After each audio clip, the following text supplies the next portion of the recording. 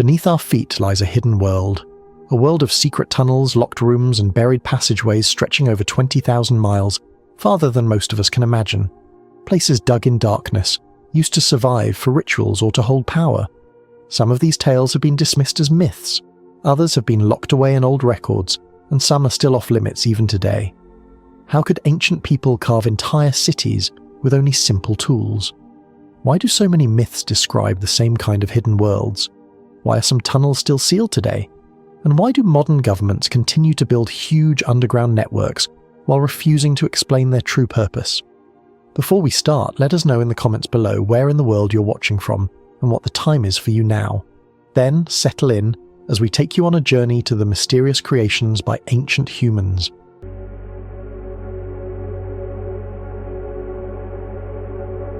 Beneath the soft, sun-warmed hills of central Turkey, in the region known as Cappadocia, lies a remarkable and mysterious network of tunnels and chambers, an entire city carved directly into the heart of the earth.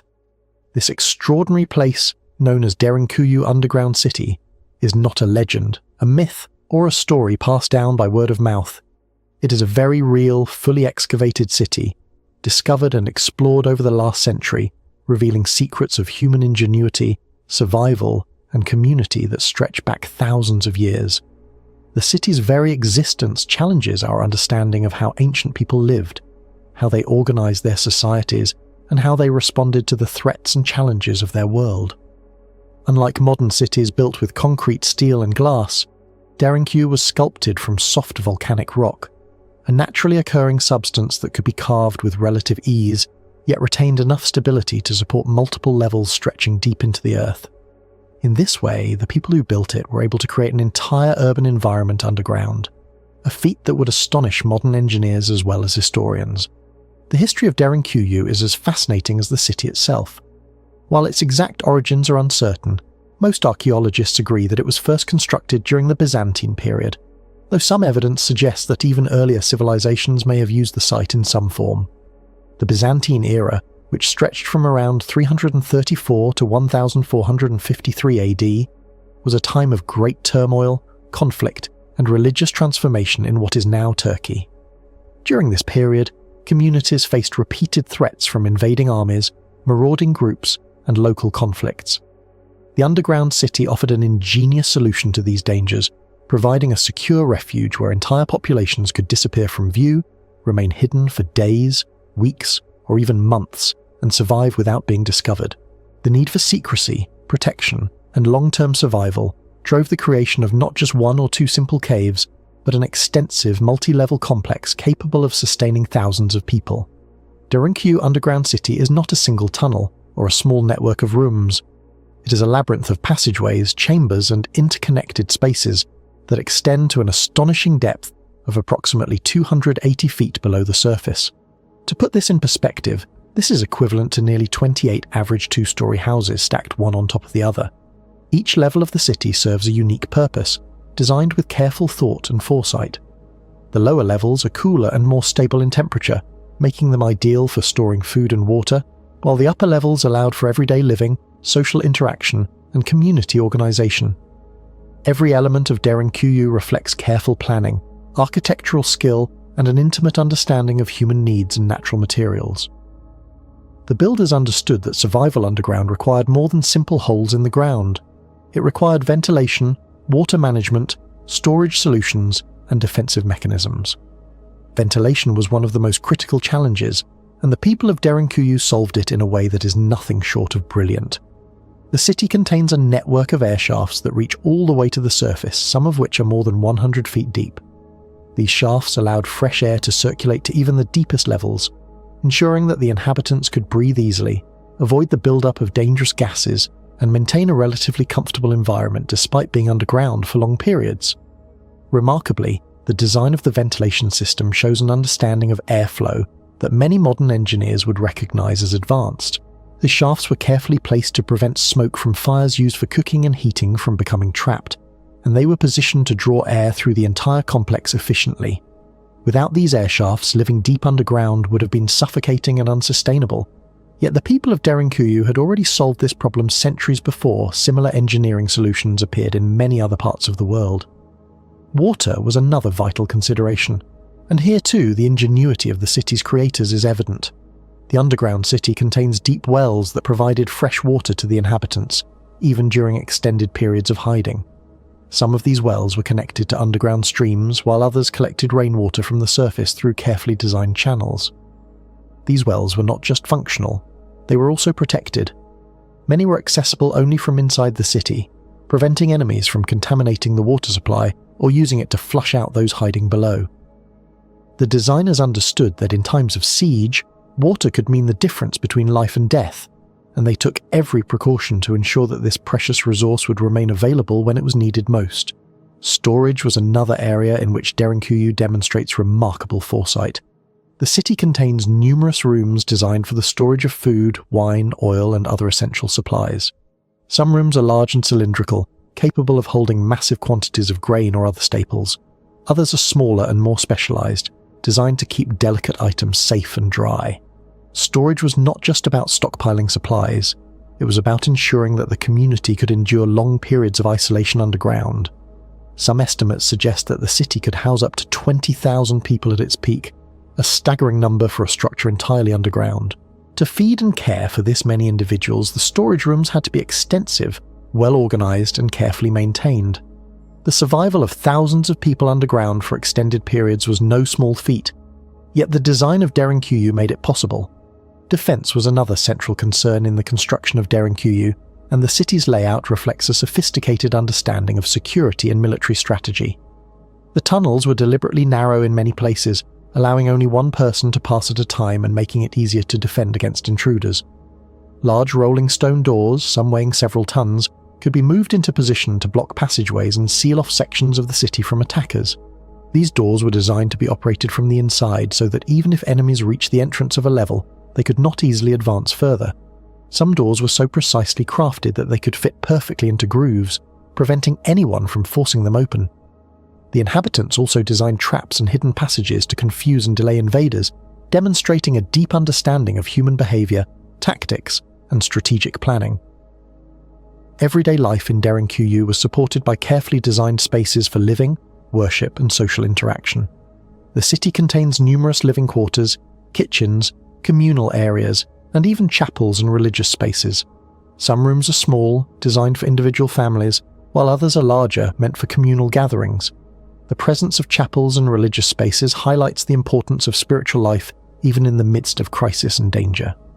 These spaces allowed people to maintain a sense of normalcy, community, and cultural continuity even while hidden underground. Kitchens and food preparation areas were strategically located to make the most of the available ventilation and prevent smoke and odours from spreading throughout the city. This attention to detail reveals a level of planning and care that goes beyond mere survival. It reflects a deep commitment to sustaining a vibrant, functioning community even in the most challenging circumstances. The size and scale of Derinkuyu are truly staggering. Estimates suggest that the city contains as many as 8 levels open to the public today, but some studies indicate that there may be as many as 18 levels in total, extending even deeper into the volcanic rock. The lower levels include spaces for livestock, storage rooms, wells, and escape routes, while the upper levels were primarily for daily living and social activity. The construction of these levels required not only tremendous labour but also careful coordination, planning, and skill. The tunnels and rooms were carved with precision, ensuring that the structure remained stable even under the immense pressure of the overlying rock. This stability is one of the most impressive aspects of the city, as it allowed people to live, work, and move safely underground for centuries. Access to different levels was managed with a combination of vertical shafts, staircases, and ramps, allowing people to move efficiently throughout the complex while maintaining security. These pathways were deliberately narrow and winding in many cases, making it difficult for invaders to navigate while allowing residents to move quickly and safely. The design also ensured that the upper levels could be sealed off from the lower levels if necessary, providing additional layers of protection. This multi-level approach reflects a sophisticated understanding of both human needs and the principles of defense, demonstrating that the builders were not only practical engineers, but also strategic thinkers. The discovery and excavation of Derinkuyu in modern times have added further fascination to this remarkable city. While locals had long known about small caves and tunnels in the area, the full extent of the city was not revealed until the 20th century.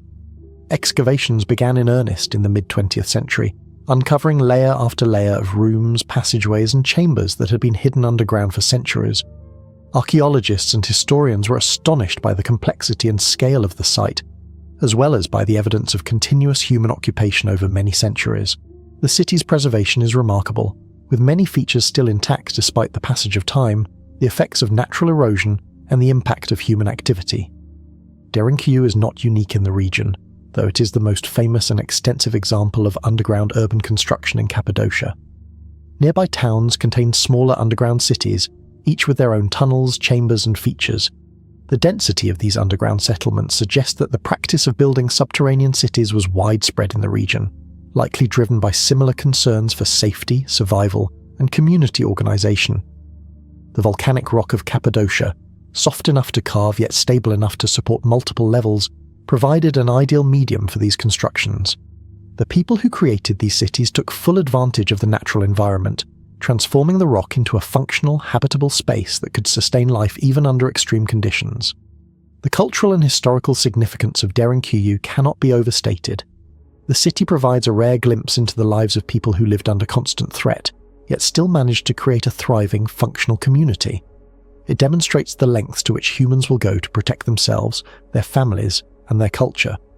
The ingenuity required to design ventilation systems, water supplies, storage solutions, and defensive mechanisms, centuries before modern engineering techniques were developed, is truly remarkable. At the same time, the city reflects a deep understanding of human needs beyond mere survival, with spaces for worship, social interaction, and community life carefully integrated into the underground environment. Visitors to Derinkuyu today are often struck by the sense of wonder and awe that comes from walking through its tunnels and chambers. The narrow passageways, low ceilings, and twisting corridors create an immediate sense of intimacy and confinement, while the scale of the city and the depth of the tunnels remind one of the enormous effort required to construct and maintain such a complex system. Moving through the city, one can imagine the lives of the people who once called it home, moving quietly through the tunnels, tending to their animals, preparing food, and gathering with neighbours in the communal spaces. The city's design encourages reflection on the resilience, creativity, and adaptability of humans in the face of danger and uncertainty. Archaeological studies continue to reveal new insights into Derinkuyu. Analysis of the tools, construction methods, and layout has allowed researchers to piece together aspects of daily life, social organisation, and even the chronology of construction. Some rooms appear to have been added later, while others were modified to meet changing needs or respond to new threats. The evidence of long-term occupation suggests that the city was not simply a temporary refuge, but a sustainable environment capable of supporting large populations for extended periods. Researchers are also investigating connections between Derinkuyu and other underground settlements in the region, seeking to understand the broader context of subterranean urban life in ancient Cappadocia. The impact of Derinkuyu on modern culture and imagination is equally profound. It has inspired countless stories, legends, and theories about hidden civilizations, secret societies, and the extraordinary lengths to which humans can adapt to their environment. Writers, historians, and filmmakers have drawn on the city as a source of fascination, weaving its tunnels and chambers into narratives of mystery, adventure, and survival. Its very existence challenges assumptions about the limitations of ancient technology, human organization, and architectural capability, demonstrating that ingenuity and creativity know no temporal boundaries. Walking through Derinkuyu, it is easy to appreciate the complexity and sophistication of the city, from the massive rolling stone doors to the carefully carved living quarters, storage rooms, and ventilation shafts. Each element reflects a combination of practical necessity, strategic thinking, and a deep understanding of human behavior. The design of the city shows that its creators were not only concerned with surviving immediate threats, but also with ensuring the long-term sustainability, safety, and cohesion of the community. The interplay of functionality, engineering, and human psychology is evident in every tunnel, doorway, and chamber, making the city a remarkable testament to human ingenuity. Even today, the city continues to spark curiosity and admiration. Scholars debate the exact origins of Derinkuyu, the specific purposes of some of its more unusual chambers, and the extent to which the city was used over the centuries. Some chambers remain mysterious, their original function unknown, suggesting that there may still be secrets waiting to be uncovered. The study of Derinkuyu also sheds light on broader patterns of human adaptation, settlement and survival, offering lessons that are relevant not only to historians but to anyone interested in the resilience and creativity of human societies. In addition to its historical and archaeological significance, Derinkuyu serves as a remarkable example of how humans have interacted with their environment throughout history. By carving a city into the volcanic rock of Cappadocia, its builders transformed a natural landscape into a highly functional, habitable space that met their needs for safety, sustenance, and social organization. The city is a physical manifestation of the human drive to survive, adapt, and thrive in even the most challenging conditions. It also highlights the relationship between natural resources and human innovation, showing how people have used the materials at hand to create solutions that are both practical and enduring. The underground city is a labyrinth in the truest sense of the word, with corridors twisting, turning, and branching in seemingly endless configurations. The layout of Derinkuyu encourages careful exploration as one navigates through levels that were once teeming with life. The experience of moving through the tunnels, with the soft light filtering down from the surface and the cool, stable temperature of the rock, evokes a sense of connection with the people who built and inhabited this extraordinary place.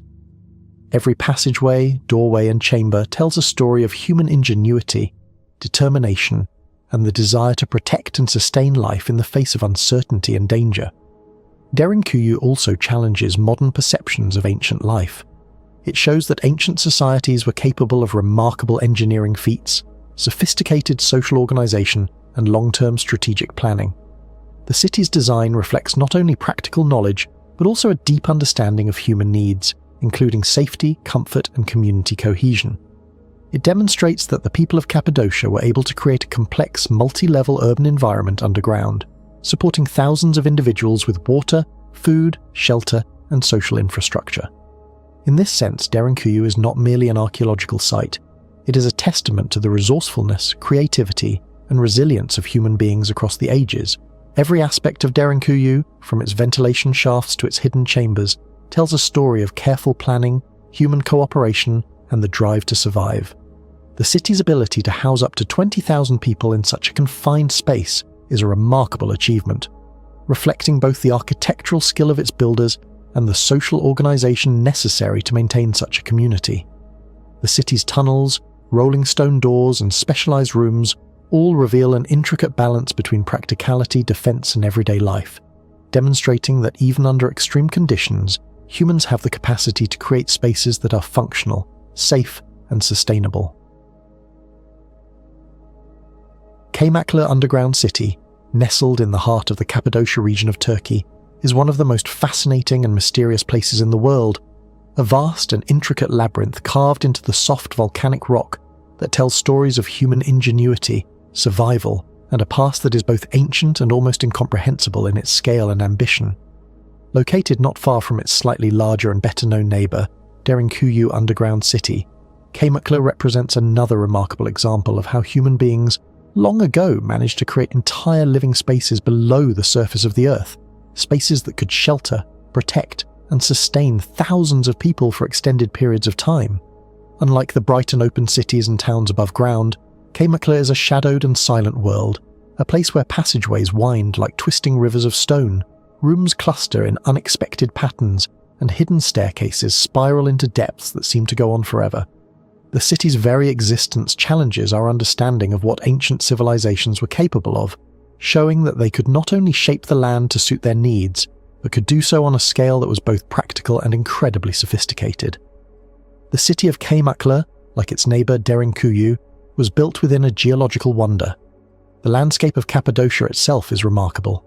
Thousands of years of volcanic activity left layers of tuff, a soft and workable rock covering the region, which over time has hardened enough to be durable, but remains soft enough to carve. It was this unique geology that allowed ancient inhabitants to excavate huge underground spaces without the modern tools we think are necessary today. Imagine for a moment, centuries ago, people using only hand tools, chisels, hammers, and sheer determination to chip away at rock, to hollow out entire levels beneath the ground, to create not just rooms but kitchens, stables, storage areas, living quarters, chapels, and corridors so well planned that they could accommodate thousands of people and all the functions of daily life. Kaymaklı is thought to have had 8 levels underground originally, although today only 4 levels are open to the public, and the remaining ones are either blocked or unexplored, hidden as if they are still guarding their secrets from the world above.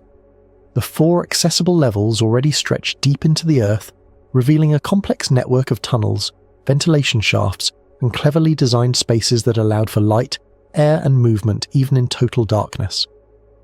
It is easy to imagine walking through Kaymakla in those times, hearing the echoes of footsteps along the stone corridors, seeing the smoke of small fires waft up through hidden chimneys, and sensing the tension of people trying to remain unseen by threats above ground. The history of Kaymakla is shrouded in mystery, and much of it is pieced together from archaeology, local traditions, and historical records. While no one knows the exact date when the first tunnels of Kaymakla were dug, some scholars believe that the origins could reach as far back as the Hittites, who ruled large parts of Anatolia in the 2nd millennium before the Common Era. Over the centuries, these tunnels were expanded, rebuilt, and modified by successive generations. By the early centuries of the 1st millennium before the Common Era, during the period of Roman control and later Byzantine rule, underground cities like Kaymakli were likely being used extensively, particularly as places of refuge during times of war, invasion, or social unrest. The region of Cappadocia itself was often a frontier, a crossroads of empires, and a contested land where armies passed, raiders came and went, and communities had to find ways to survive when the world above became too dangerous. It is in this context that Kaymakla can be understood not just as an architectural marvel, but as a lifeline, a place of safety for entire communities, where families, livestock, food, and all the necessities of life could be hidden from sight for days, weeks, or even months at a time. Walking through Kaymakla today, one is struck by the thoughtfulness of its design. The city is arranged around a central corridor that stretches through the levels like the spine of a giant living organism. Branching off from this main artery are rooms of various sizes, some just enough to hold a few people, others large enough to accommodate communal gatherings or storage of vast amounts of food and supplies. There are stables carved into the rock where animals could be sheltered safely alongside humans. Kitchens with carved niches for hearths suggest that meals could be prepared efficiently, and storage rooms are surprisingly abundant, reflecting the foresight of a population that had to plan for long periods of isolation. In some places, circular stone doors are found. These could be rolled into place to seal off sections of the city, providing security against intruders or enemies. These doors were massive, weighing hundreds of kilograms, and could be moved from the inside only, ensuring that anyone outside could not gain easy access. The engineering involved is remarkable. The passages are narrow and low in some areas, forcing movement in single file, which in itself was a defensive tactic. Ventilation shafts punctuate the ceilings and walls, often leading up to the surface in clever ways that allow fresh air to circulate through the city while remaining invisible to anyone above. These shafts are often hidden in plain sight among the natural landscape, disguised among rocks or integrated into the design of the city so that it remained functional but undetectable. One of the most fascinating aspects of Kaymakla is its capacity. Scholars estimate that it could house several thousand people at a time, with figures ranging from 10,000 to 20,000 in the most optimistic calculations. While it is difficult to know exactly how many people lived in Kaymakla permanently versus those who took refuge temporarily, the scale alone is astonishing. Imagine tens of thousands of people moving through narrow tunnels, cooking meals in underground kitchens, storing water and grain, tending to animals in the stables, performing religious ceremonies in hidden chapels, all while remaining completely invisible from above. The city was essentially self-contained, with its own infrastructure for survival. Water was particularly important, and underground wells were dug to provide a steady supply. Food storage rooms were carefully ventilated to prevent spoilage.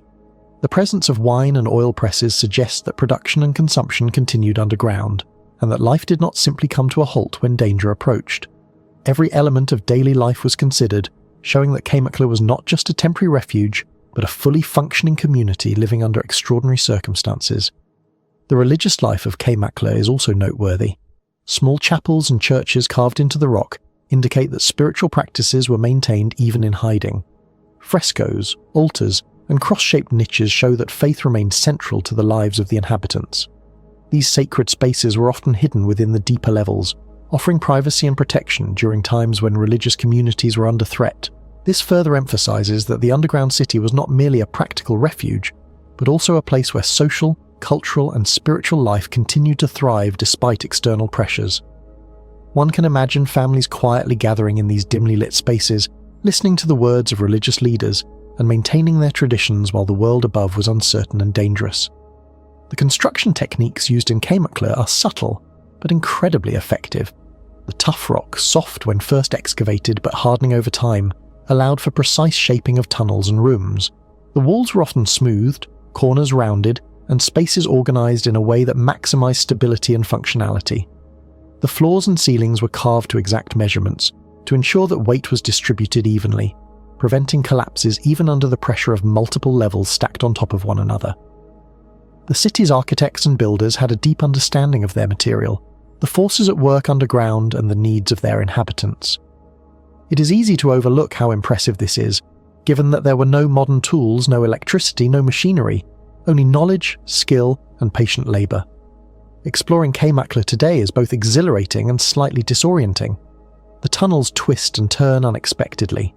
Some corridors slope steeply downward, others rise sharply, and small rooms appear and disappear almost like hidden chambers in a storybook. Ventilation shafts allow faint light to trickle in from above, creating shadows that play across the walls and emphasize the depth of the city. Archaeologists have found evidence of everyday items, pottery, cooking utensils, simple tools, and remnants of clothing, all of which help paint a vivid picture of life underground. Even without seeing the people themselves, one can feel their presence, as if the city still echoes with the activities, conversations, and struggles of those who once sought refuge in its depths. Kaymakla's proximity to Derinkuyu is also significant.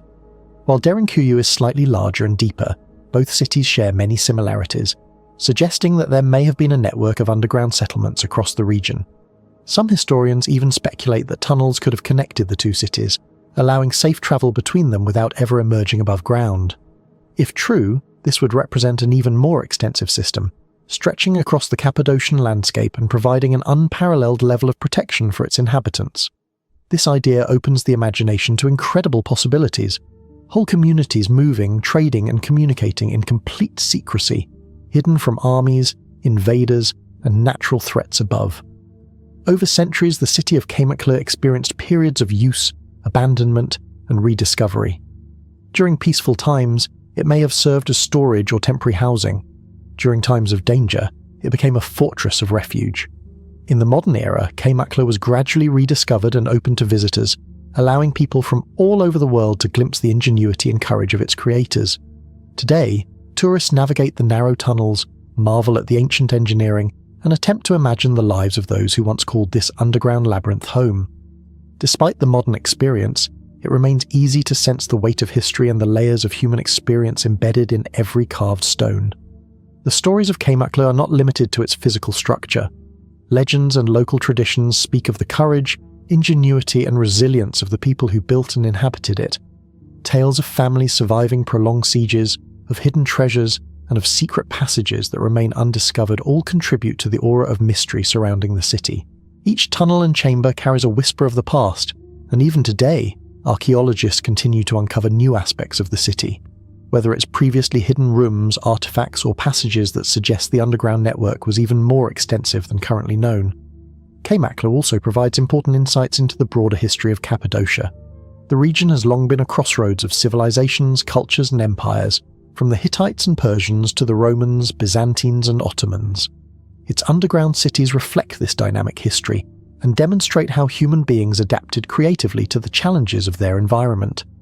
The cities were not built for luxury or display, they were built for survival, but in doing so they reveal an astonishing level of sophistication, foresight, and organization. They remind us that humans have always been capable of extraordinary feats of engineering and planning when driven by necessity. The scale and complexity of Kaymakla are especially impressive when one considers the limitations of the tools available at the time. Carving into rock without modern machinery required immense patience, skill, and coordination. Workers would have had to remove large quantities of debris while simultaneously ensuring that the tunnels and rooms remained stable. Every corridor, staircase, and chamber had to be carefully measured and aligned to maintain the structural integrity of the city. Mistakes could have been catastrophic, potentially leading to collapses or blockages that might trap inhabitants inside. Yet, the city stands today, centuries later, as a testament to their success. The underground city also demonstrates a sophisticated understanding of human psychology and community dynamics. Narrow corridors and hidden rooms not only maximized security, but also controlled movement and interaction, creating spaces that were functional and efficient while minimizing risk during emergencies. Large communal areas allowed for coordination and communication, while smaller private spaces offered relief and privacy. Storage areas were strategically located to be accessible yet protected, ensuring that resources could be rationed and preserved. Even in the absence of written records, the layout of Keimakli speaks volumes about the intelligence, planning, and adaptability of its creators. As one descends deeper into the city, the sense of isolation becomes palpable. The lower levels, in particular, evoke the experience of living in a world cut off from the sun, where life depended entirely on the ingenuity of humans and the careful management of resources. These depths were likely reserved for times of extreme danger, when the population had to survive for extended periods underground. Here, the interplay of light, shadow, and space creates an almost otherworldly atmosphere, giving visitors a tangible sense of the courage and resilience required to live in such conditions. The experience of moving through these passages, imagining the weight of hundreds or thousands of people living quietly beneath the earth, is both humbling and awe-inspiring. Keimakla Underground City continues to be a focus of archaeological research. Scholars study its design, its construction methods, and the artifacts found within to better understand the social, economic, and cultural life of its inhabitants. Each new discovery adds depth to our understanding and raises new questions. How were the tunnels maintained over centuries? How did people organize communal life underground? Were there other cities in the region with similar or even greater complexity that have yet to be discovered? The city is not just a relic of the past, it is a living puzzle that continues to challenge historians, archaeologists, and visitors alike. Beyond its historical and architectural significance, Keimakla also captivates the imagination because it reflects universal themes of human survival, adaptation, and community. It embodies the creativity and determination of people facing existential threats, showing that even in the harshest conditions, humans are capable of remarkable solutions. The city's design, its scale, and its longevity all contribute to a sense of wonder that transcends time and place, connecting modern visitors with the lived experiences of people who walked those tunnels centuries ago. The underground city is also a window into the broader environmental and cultural context of ancient Cappadocia. The people who built and lived in Keimaklu had to understand their surroundings in minute detail. They had to know where to dig to avoid collapses, how to manage water, how to store food safely, and how to create spaces that would support life in darkness. This deep connection with the land, combined with remarkable engineering skill, created a built environment that was fully integrated with its natural surroundings. The city's existence illustrates how human beings have long been able to manipulate and harmonize with their environment in ways that are both practical and visionary. Visitors to Keimakla today often describe a sense of stepping into another world. The tunnels twist and turn in ways that challenge perception. Rooms appear unexpectedly, hidden staircases lead to spaces that seem out of reach, and ventilation shafts bring the faintest glimmers of light into otherwise dark passages. The city is a maze, but it is also a living museum, a record of human history carved in stone. Walking through it, one can almost feel the pulse of life that once moved through these corridors, hear the echo of footsteps, and sense the quiet conversations of people working, eating, praying, and surviving in this hidden world. Keimakla Underground City remains one of the best preserved and most extensively studied of the Cappadocian underground cities. Its intricate design, strategic planning, and impressive scale continue to attract scholars, adventurers, and tourists from around the globe. Yet, despite centuries of exploration and research, many of its secrets remain. Some rooms are blocked or inaccessible, tunnels disappear into darkness, and artifacts continue to be uncovered. The city is a testament to human ingenuity and resilience, a remarkable achievement that continues to inspire curiosity and wonder. The underground city also raises questions about the broader human story in Anatolia and beyond. How did these subterranean networks influence the development of nearby settlements? What role did they play in trade, communication, and defense? Were there other underground cities still hidden beneath the Cappadocian landscape, waiting to be discovered? Each question opens new avenues of exploration, highlighting the complexity and richness of human history in this region. As one imagines the life of those who lived in Keimakli, the everyday realities come to life. Families would have gathered in small rooms, sharing warmth and stories. Children would have played in narrow corridors under the careful watch of adults. Meals were prepared over small fires, and water was drawn from wells carved into the rock. Livestock was tended in the stables, and food supplies were rationed carefully to ensure survival. The city was not merely a place of hiding, but a place of life, with routines, responsibilities, and moments of joy and hardship, all conducted beneath the surface of the earth. Kaymakla Underground City is more than just an archaeological site. It is a monument to human creativity and survival. Its tunnels, rooms, and passages reflect centuries of adaptation, planning, and skill. The city's existence challenges modern assumptions about ancient technology and engineering, showing that human beings have always been capable of remarkable feats when faced with necessity. Each corridor and chamber is a testament to ingenuity, foresight, and the ability to transform natural landscapes into functional, protective, and enduring spaces. Even today, Kaymakla evokes a sense of mystery and wonder. It invites exploration, imagination, and reflection on the lives of those who once lived there. Its hidden corridors tell stories of danger, courage, and the day-to-day struggles of communities determined to survive. The interplay of light and shadow, the careful planning of spaces, and the ingenuity of its design continue to captivate visitors, making it one of the most extraordinary examples of underground architecture in the world.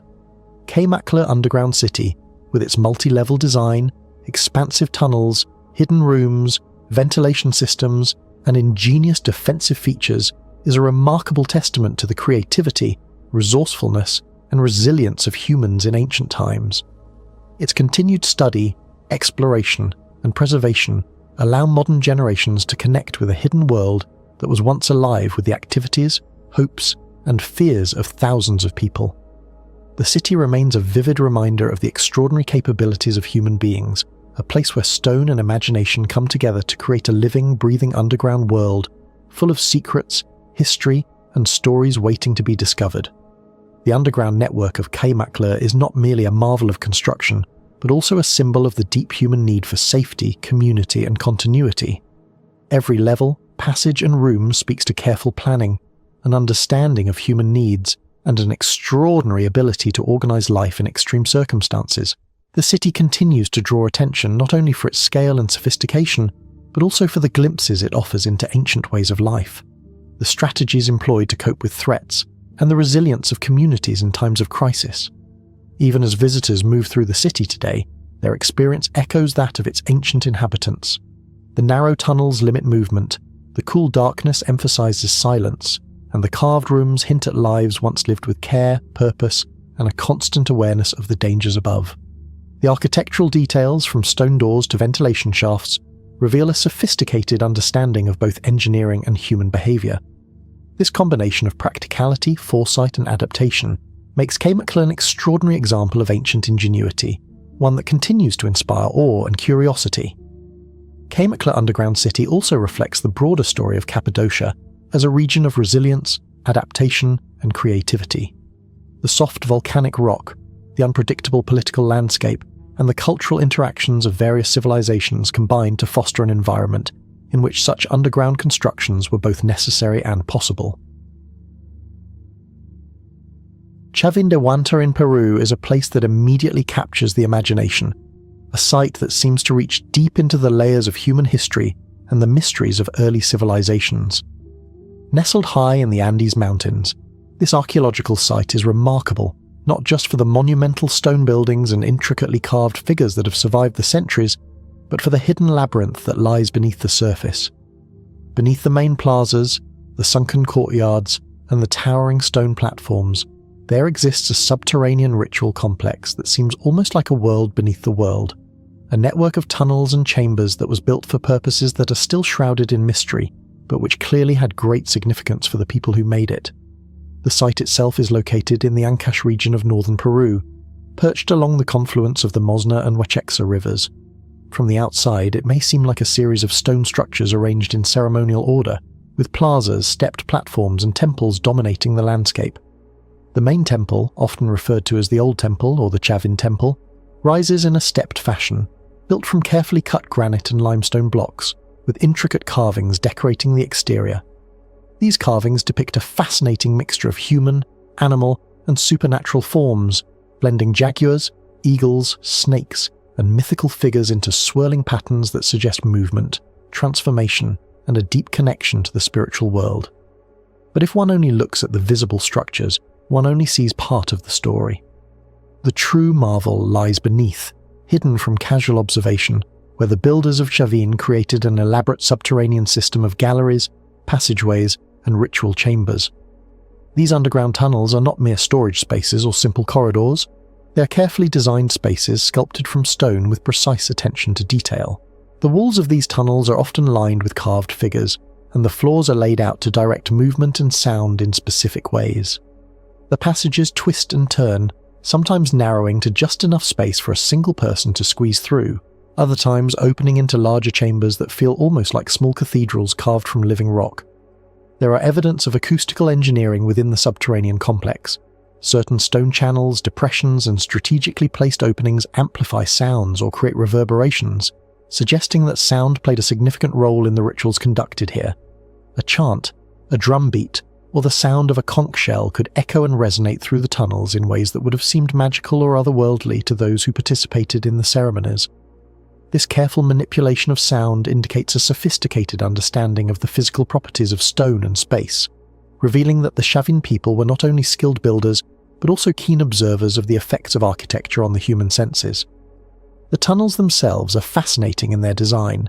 Some passages run in straight lines, while others curve, often leading to small hidden chambers. There are steps carved directly into the stone in some areas, while other passages maintain a consistent height and width. Some of the tunnels appear intentionally narrow, forcing those who enter to bow or stoop, creating a sense of compression, and perhaps inducing a psychological response during rituals. In other areas, the tunnels widen dramatically, opening into larger ceremonial spaces where groups of participants may have gathered. The effect of moving from tight, narrow passages into open chambers would have been dramatic, creating a sense of transition from one state of being to another, from the ordinary world to a sacred or liminal space. This movement through different spatial configurations may have been a central part of the ritual experience, guiding participants on a journey that was both physical and spiritual. One of the most intriguing aspects of the subterranean complex is the presence of carved stone figures within the tunnels.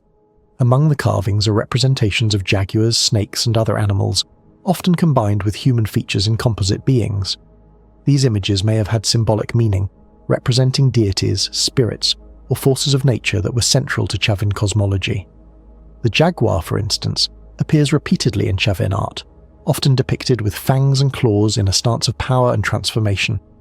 In the tunnels, jaguar motifs may have served a dual purpose, marking sacred spaces and reinforcing the spiritual atmosphere of the rituals conducted below. The presence of snake motifs, often winding along the walls or emerging from the floors, could symbolize the connection between the underworld, the earth, and the spiritual realms above. These symbolic images, carved directly into the stone, created a setting that was immersive, surrounding participants with visual cues that reinforced the themes of power, transformation, and communion with the divine. The use of water within the tunnels also appears significant. Channels carved into the stone floors suggest that water could flow through certain areas of the complex, perhaps as part of purification rituals or as a symbolic representation of rivers, life, and fertility. The sound of water moving through the channels would have added to the sensory experience of the underground chambers, complementing the echoes and reverberations created by the architecture. The interplay of water, sound, and carved imagery would have made the subterranean complex a dynamic, multisensory environment, far removed from the ordinary world above. This complexity hints at a culture deeply attuned to the ways in which physical spaces could influence perception, consciousness, and the experience of the sacred. In addition to the visual and acoustic features, the tunnels contain evidence of spaces that may have been used for meditation, offerings, or other ritual activities. Small niches and alcoves carved into the walls could have held sacred objects, idols, or other ceremonial items. Certain chambers appear to have been designed to accommodate groups of participants, perhaps for collective rites or ceremonies that involve chanting, drumming, or other ritual practices. The layout of the tunnels suggests that movement through the complex was intentional, guiding participants along a ritual path that was both symbolic and experiential. This careful planning indicates that the Chavin people possessed not only technical skill in stone carving, but also a sophisticated understanding of the psychological and spiritual dimensions of ritual practice. The origin and purpose of the subterranean complex are still topics of debate among scholars and archaeologists. Chavin de Huantar flourished between approximately 950 and 275 years before the Common Era, a period during which it became a central hub for religious activity in the northern Andes. The site appears to have attracted pilgrims from a wide area who came to participate in ceremonies and to commune with the deities represented in the carvings and imagery. The underground tunnels may have served as a space for initiation, transformation, or other specialized rituals that were central to the Chavin religious system. While the precise nature of these rituals remains unknown, the complexity and care invested in the construction of the tunnels suggest that they were integral to the spiritual life of the community. One remarkable aspect of the Chavin subterranean system is how it integrates with the visible architecture above. The tunnels are not isolated. They connect with plazas, courtyards, and temples, creating a layered experience that spans from the surface into the depths of the earth. Participants moving through the site would have been guided from open ceremonial spaces into enclosed hidden chambers, perhaps following a path that mirrored cosmological concepts of descent into the underworld and emergence into the sacred world of the gods. The alignment of certain tunnels and chambers with natural features, such as water channels and the contours of the landscape, further suggests a deliberate integration of architecture with the environment. This careful attention to spatial and environmental factors underscores the sophistication of Chavin planning and their understanding of the interplay between human-built structures and natural forces. Archaeological studies have revealed that some of the tunnels were carved with great precision, using tools that allowed the builders to shape granite and limestone with remarkable skill. The methods of construction demonstrate knowledge of engineering principles, particularly in managing the structural stability of underground chambers and passages. The tunnels often intersect, creating a network of pathways that could have been used to guide movement, control access, or create a sense of journey or discovery. The careful arrangement of intersections and chambers suggests that the experience of moving through the subterranean complex was deliberate, designed to evoke particular emotions or states of mind. The act of entering, navigating, and emerging from the tunnels may have been a transformative experience, reinforcing social, religious, or spiritual hierarchies and practices within the Chavin culture. Lighting within the tunnels would also have played a significant role in shaping the experience.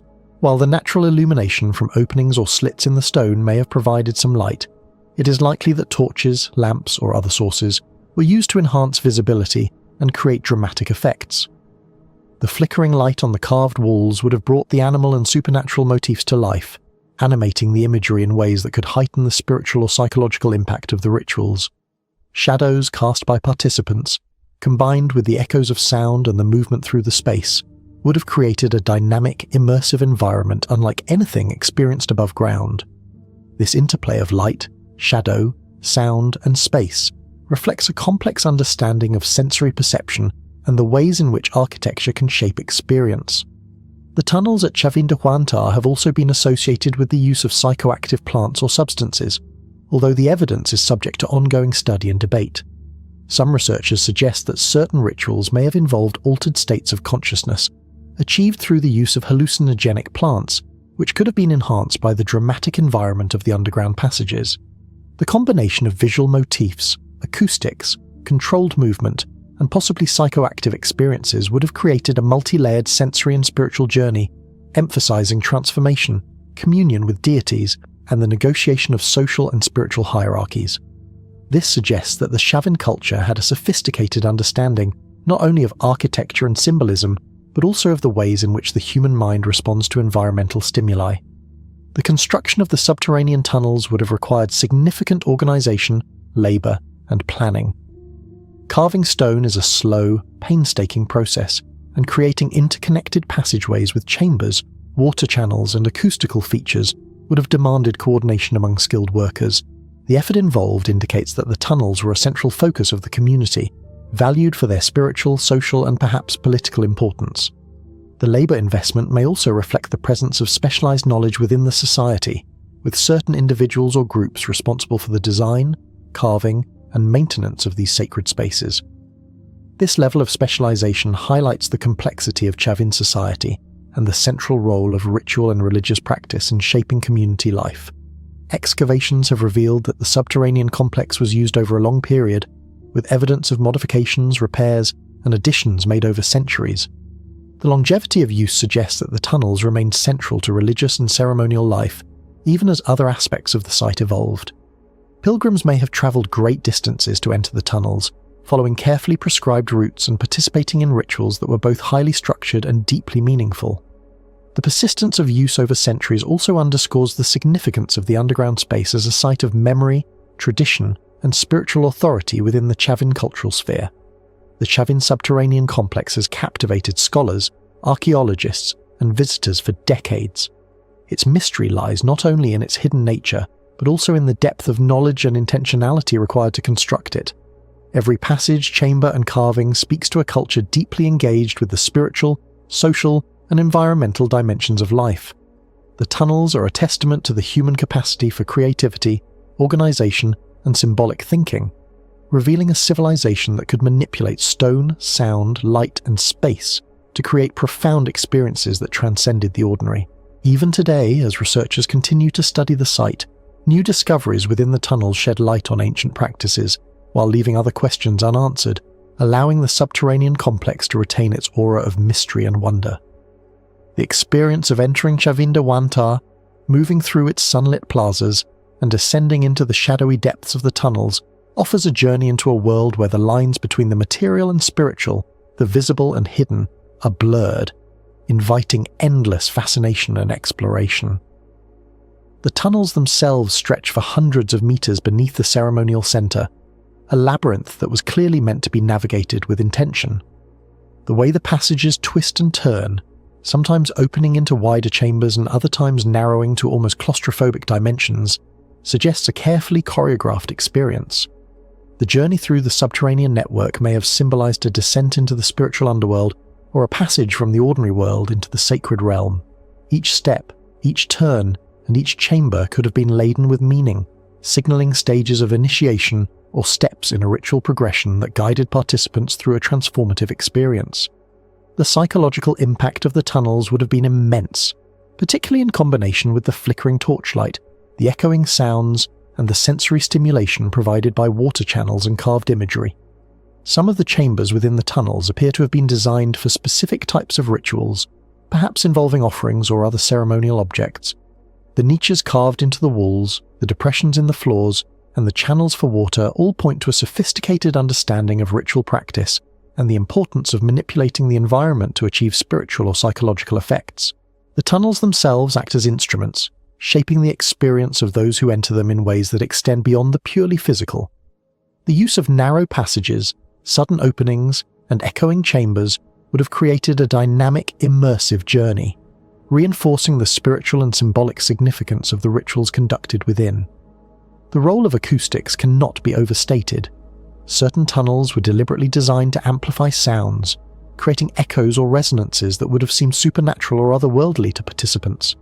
The sound of chanting, drumming, or blowing conch shells could reverberate throughout the subterranean network, filling chambers with a rich, haunting, auditory experience. The interplay between sound and space would have enhanced the ritual, intensifying emotions, altering perception, and reinforcing the transformative power of the ceremonies. The combination of visual, auditory, and tactile experiences within the tunnels demonstrates a holistic approach to ritual practice, one in which the environment itself is an active participant in the spiritual journey. The carvings within the tunnels are not merely decorative, they are imbued with meaning and symbolism. Anthropomorphic and zoomorphic figures dominate the walls, depicting a world where human and animal forms merge in complex transformative ways. The jaguar, a recurrent figure in Chavin art, is often depicted in dynamic poses, emphasizing its power and dominance. Serpentine forms twist along walls and floors, perhaps symbolizing the flow of life, energy, or spiritual forces. The presence of such motifs in the subterranean chambers suggests that the tunnels were spaces where participants could engage directly with the symbolic universe of Chavin cosmology. Moving through these spaces surrounded by images of powerful animals and mythical beings would have been an intense, immersive experience, reinforcing the spiritual and transformative nature of the rituals performed there. Even the integration of water into the tunnels reflects a sophisticated understanding of both symbolism and environment. Channels carved to guide the flow of water through chambers would have produced sound, movement, and a visual element that complemented the carved imagery and acoustics. Water may have been used in purification rites, as a symbolic representation of rivers, or as a dynamic element that brought the chambers to life. The sensory combination of water, echoing sound, carved imagery, and the physical act of moving through space would have created a deeply immersive ritual environment, demonstrating the Chavin understanding of the ways in which the physical world could be shaped to enhance spiritual experience. The design of the subterranean complex suggests a high degree of planning and coordination. Constructing tunnels in solid stone, incorporating chambers, acoustics, water channels, and intricate carvings required not only technical skill, but also careful conceptual planning. The tunnels are a testament to the ingenuity, patience, and organization of the Chavin builders, reflecting a culture capable of complex architectural and ritual innovations. The fact that these structures have survived for more than 2,000 years speaks to their durability and the sophistication of their construction methods. Scholars continue to debate the full meaning and function of the subterranean complex. While its role in ritual activity is clear, the specifics of how the tunnels were used, the nature of the ceremonies performed, and the experiences of the participants remain open to interpretation. Archaeological evidence provides clues, but the full spiritual and symbolic significance of the tunnels may never be fully known. Yet each discovery adds depth to our understanding, revealing a culture that invested immense effort and ingenuity into creating spaces that could shape human experience, communicate symbolic meaning, and connect the earthly and spiritual realms. The experience of moving through the tunnels would have been highly structured, possibly following ritual pathways that guided participants through a carefully orchestrated journey. The narrow passages, sudden openings, echoing chambers, carved imagery, and flowing water all contributed to a multi-sensory experience designed to evoke particular emotions, states of consciousness, or spiritual insights. The subterranean complex can be seen as a physical manifestation of Chavin cosmology, a built environment that allowed participants to engage directly with the symbolic and spiritual world of their culture. Even today, as visitors explore Chavin de Huántar and descend into the tunnels, the sense of wonder, mystery, and awe is palpable.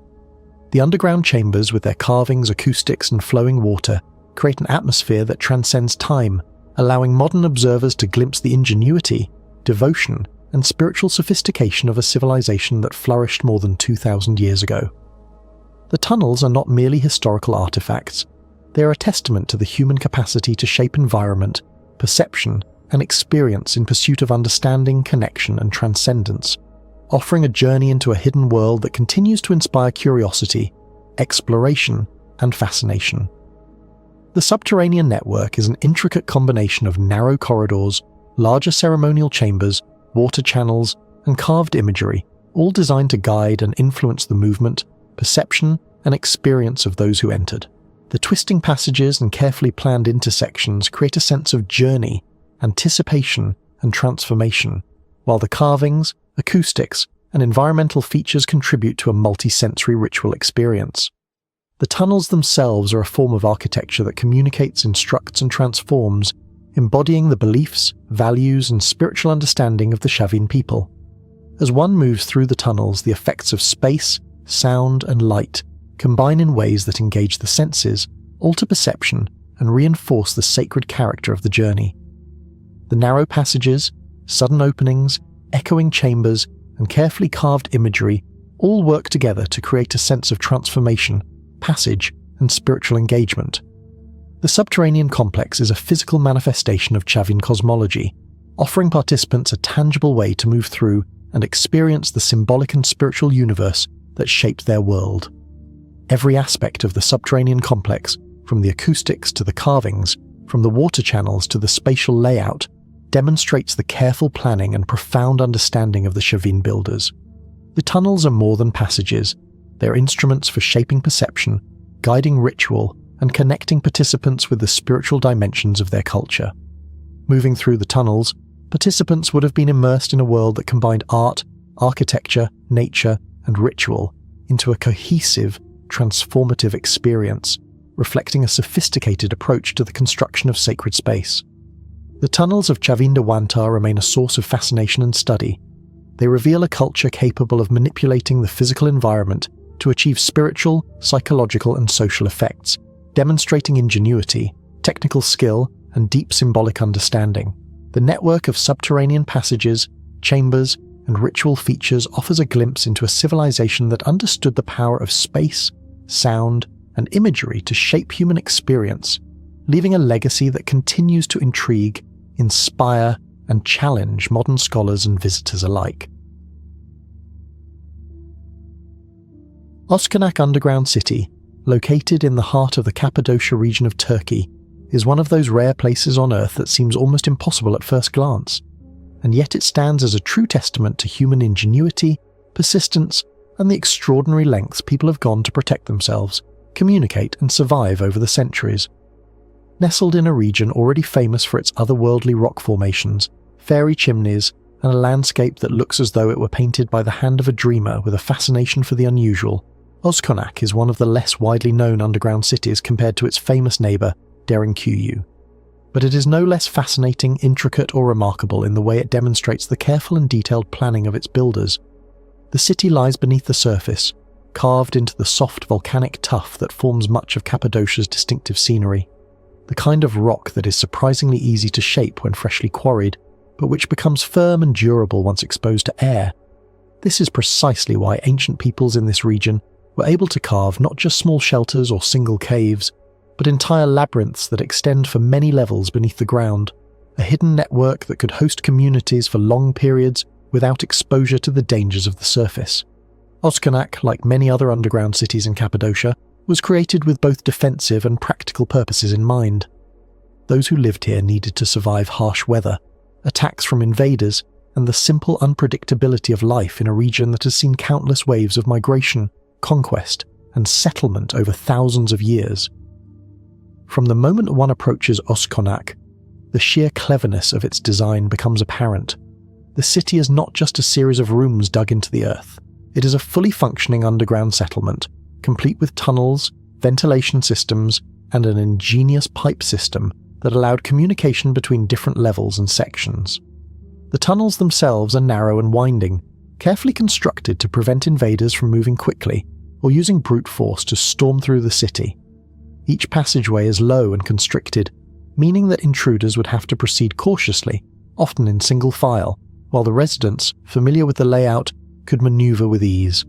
Some of the tunnels were built in such a way that rolling stones could be set in place to block passages in case of an attack, creating immediate obstacles that slowed down anyone trying to invade. The very walls of these tunnels were not just functional, they reflected a deep understanding of geometry and human movement, designed to maximize safety and security while maintaining ease of access for those who knew the secret paths.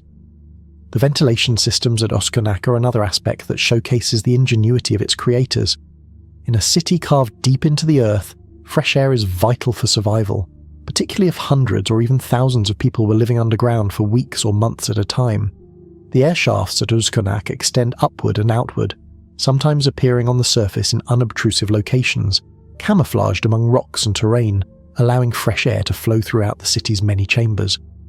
These shafts are carefully angled and positioned, taking advantage of natural air currents and temperature differences to ensure that even the lowest levels receive sufficient oxygen. Without such systems, life underground would quickly become unbearable, especially when considering the number of animals, people, and stored food that the city could accommodate. Some air shafts are narrow and hidden, making them difficult to detect from above, while others are wider and more strategically placed to ensure maximum airflow. The placement of these shafts reflects not just engineering skill, but also a sophisticated understanding of natural principles, showing that those who built Oskonak were keen observers of the environment around them and knew how to harness it to their advantage. Equally fascinating is the communications pipe system that Oskonak contains, an unusual feature that distinguishes it from many other underground cities in the region. These pipes, carved into the rock and running between different levels and areas, were designed to allow messages to be passed quickly and efficiently from one part of the city to another. In a labyrinthine structure where sound from the surface might not carry well, and where tunnels could stretch for hundreds of meters in multiple directions, having a reliable method to communicate across levels was vital. The exact methods used are still a subject of study, but some historians and archaeologists suggest that small objects or messages could be sent through the pipes, allowing inhabitants to alert one another to danger, organize daily tasks, or coordinate movements without the need to travel long distances through the tunnels. It is a subtle but ingenious form of early communication technology, demonstrating the cleverness of human problem-solving long before modern inventions such as telegraphs, telephones, or even written notices became common. Oskonak Underground City is made up of multiple levels, each connected by these tunnels and systems. While the exact number of levels is debated, it is clear that the city was extensive and capable of accommodating a significant number of people, along with their animals and essential supplies. Rooms for living, storage areas for food and water, and communal spaces for cooking, gathering, and worship were all carved into the earth. There were likely areas reserved for livestock, essential for maintaining a steady food supply, and ensuring that the inhabitants could survive during times when leaving the city was impossible due to external threats. Storage areas were often located strategically to maintain cool temperatures and to prevent spoilage, showing a sophisticated understanding of environmental conditions underground. Some of the rooms were quite small and intimate, perhaps used for individual families or small groups, while others were larger, meant for gatherings, religious activities, or strategic meetings. This mixture of personal and communal spaces indicates a society that, while living in secrecy and under constant threat, maintained a sense of community and structure within the underground environment. The tunnels themselves are fascinating in how they are constructed to maximize both space and safety. Some are narrow and low, forcing anyone moving through them to bend down or crouch, while others are taller, allowing for easier movement of goods or animals. The walls often contain niches or alcoves, which could have been used to store small objects, lamps, or weapons. In some cases, the floors are carefully leveled, and certain sections are reinforced to prevent collapse, showing a detailed attention to the long-term durability of the city. Carvings in the walls and subtle markings may have served as guides or indicators, helping inhabitants navigate the complex network and find their way to specific rooms or exits. Every aspect of the tunnels, from their curvature to their width, reflects an intentional design aimed at both functionality and security. What makes Oskonak particularly unique is the way it combines multiple systems, tunnels, ventilation, and communication into a single, integrated structure. While many underground cities of Cappadocia relied solely on tunnels and rooms for defense and survival, Oskonak went a step further, demonstrating an advanced understanding of both engineering and human needs. The communication pipes, in particular, highlight a level of foresight rarely seen in other ancient underground settlements, allowing inhabitants to maintain organization, respond to threats quickly, and ensure that information could flow even when physical movement was restricted. This combination of features illustrates a careful balance between secrecy, safety, and functionality, showing that the creators of Oskonak were thinking not just about immediate survival, but about the long-term sustainability of life underground. The history of Oskonak, like that of many underground cities in Cappadocia, is intertwined with the turbulent history of the region. Cappadocia has been a crossroads of civilizations for thousands of years, witnessing waves of Hittites, Persians, Greeks, Romans, Byzantines, Seljuks, and Ottomans, among others.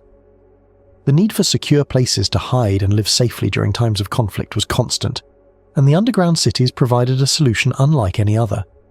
While precise dates for the construction of Oskonak are difficult to establish, it is widely believed that the city was built and expanded over many centuries, with significant developments occurring during the Byzantine era, roughly between the 4th century and the 11th century.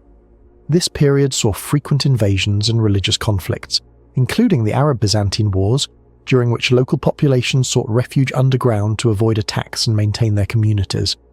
The city's design reflects this long history of adaptation and expansion, with each generation likely adding new tunnels, chambers, and systems to meet changing needs and respond to evolving threats.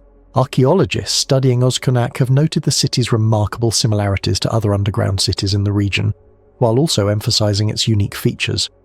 The tunnels, for instance, are narrower and more winding than those in Derinkuyu, a design choice that likely enhanced the city's defensive capabilities. The ventilation system is more sophisticated in some areas, ensuring a steady flow of fresh air even deep underground. And the communication pipe system is not commonly found elsewhere, suggesting a level of innovation and adaptation that was highly advanced for its time. These elements collectively show that Oskonak was not a static settlement, but a living, evolving community, constantly refined and improved to meet the needs of its inhabitants. One of the most remarkable aspects of Oskonak is the scale of the effort involved in its construction. Carving a multi-level city into solid rock is no small task. It required not only physical strength and endurance, but also knowledge of geology, engineering, and architecture. The builders had to understand the structural integrity of the tuff, determining how much material could be removed without causing collapse. They had to design ventilation shafts that would remain effective over long periods, taking into account changes in temperature, pressure, and air movement. They had to create tunnels and communication systems that were functional, secure, and easy to navigate, and they had to do all of this using only the tools available at the time, which were likely simple chisels, hammers, and other basic implements. The result is a city that is not only functional, but also elegant in its practicality, demonstrating a level of skill and foresight that is breathtaking even by modern standards. Inside Oskonak, one can still see evidence of the daily lives of those who once called the underground city home. Rooms are carved with care, some featuring niches for lamps, storage, or seating. Certain chambers may have been used for religious purposes, suggesting that spiritual life continued even deep underground. There are spaces that seem designed for communal cooking or socializing, showing that life beneath the surface was not purely about survival, but also about maintaining a sense of normalcy and community. In some areas, the floors are worn smooth, evidence of centuries of use, while in others, delicate carvings hint at the aesthetic sensibilities of the inhabitants. Every chamber and passage tells a story of human ingenuity, resilience, and adaptation, allowing modern visitors to imagine what life might have been like for families living far from the sunlight above. Oskonak is also significant because it provides insights into the broader culture and society of ancient Cappadocia. The way the city is structured, with private and communal spaces, storage areas, and defensive features, suggests a community that was organized, cooperative, and strategic. The existence of communication systems and ventilation shafts implies planning and foresight, indicating that the inhabitants were not merely reacting to immediate threats but were thinking ahead to long-term survival. The integration of these systems demonstrates a sophisticated understanding of environmental management and human needs, highlighting the intelligence and adaptability of the people who built and lived in the underground city. While the exact population of Oskonak at its peak is uncertain, it is clear that it could support a considerable number of inhabitants. Estimates vary, but some archaeologists suggest that thousands of people could live in the city simultaneously, along with their livestock and essential supplies. This capacity required careful planning in terms of food storage, water access, air circulation, and waste management, all of which are reflected in the city's design. The presence of long, narrow tunnels, strategic doorways, and defensive features further underscores the need for careful organization, ensuring that the city could function efficiently even under duress. The very fact that such an extensive underground settlement could exist for centuries speaks volumes about the ingenuity and resourcefulness of its creators. Oskonak Underground City continues to captivate historians, archaeologists, and visitors alike, because it is a living testament to the creativity, resilience, and ingenuity of humans in the face of adversity. It is a place where engineering meets survival, where strategic thinking meets daily life, and where the natural environment has been transformed into a hidden sanctuary. Every tunnel, shaft, and chamber reflects careful planning, clever problem-solving, and an intimate understanding of the challenges of life underground.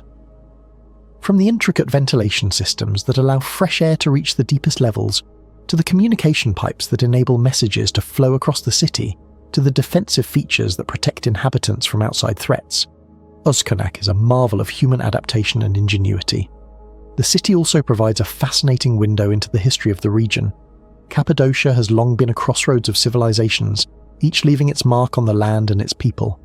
Oskonak, like other underground cities, was shaped by centuries of conflict, migration, and cultural exchange. The tunnels and chambers bear witness to the daily struggles and triumphs of those who sought safety, community, and continuity in a region often marked by turmoil. Every feature of the city, from its narrow passageways to its hidden shafts, tells a story of adaptation, resilience, and human creativity, offering modern visitors a glimpse into a world that is both alien and deeply human. A world where survival, ingenuity, and cooperation intertwined in remarkable ways. Walking through Oskonak today, it is impossible not to marvel at the scale and complexity of the city. The tunnels twist and turn, sometimes opening into wide chambers, sometimes narrowing into passages that require careful maneuvering. The ventilation shafts rise like invisible lifelines, ensuring that the air remains fresh even at the deepest levels. The communication pipes, hidden from sight, whisper of a sophisticated system of organization that allowed the city to function smoothly even under pressure. Every corner, niche, and chamber speaks to the intelligence, planning, and adaptability of the people who built it, a silent reminder of the extraordinary lengths humans will go to ensure survival and maintain a sense of community. The sheer physicality of the city is also striking. Carving out such an extensive network of tunnels and rooms required immense effort, with workers chipping away at rock using simple tools, carefully removing debris and shaping spaces to be both functional and durable. The attention to detail is evident in the way the walls are smoothed, the floors are leveled, and the spaces are designed to accommodate human activity, animals, and storage. Even minor features such as small alcoves or ledges reveal thoughtful planning, showing that every inch of the underground city was considered and utilized. The integration of functional systems such as ventilation and communication into the very fabric of the city highlights a remarkable level of foresight and engineering skill, demonstrating that Uzkenak was more than a refuge. It was a fully realized underground community. Moreover, Uzkenak is part of a larger network of underground cities in Cappadocia, many of which are interconnected or share similar architectural and engineering features. This network reflects a broader cultural and technological tradition in the region, one that prized secrecy, security, and resourcefulness. The similarities between Uzkenak and other cities, combined with its unique features, suggest that knowledge and techniques were shared, adapted, and refined over generations. The city is thus not only an archaeological treasure, but also a testament to the ingenuity and adaptability of human societies in this remarkable part of the world. Visiting Uzkenak, one can also imagine the social and psychological aspects of life underground. The inhabitants were forced to live in close quarters, sharing limited space, air, and resources, yet they managed to maintain social structures, communication systems, and even spaces for leisure or worship. The city's design reflects a delicate balance between privacy and communal living, security and accessibility, immediate survival and long-term planning. These aspects give us a deeper understanding of the human experience, showing that even in the most challenging environments, people sought not just to survive, but to create a sense of order, community, and normalcy. The city is also an educational resource for understanding ancient technologies and methods. The ventilation shafts, for example, demonstrate principles of airflow and environmental control that are still relevant today, while the communication pipe system reflects early innovations in the transmission of information.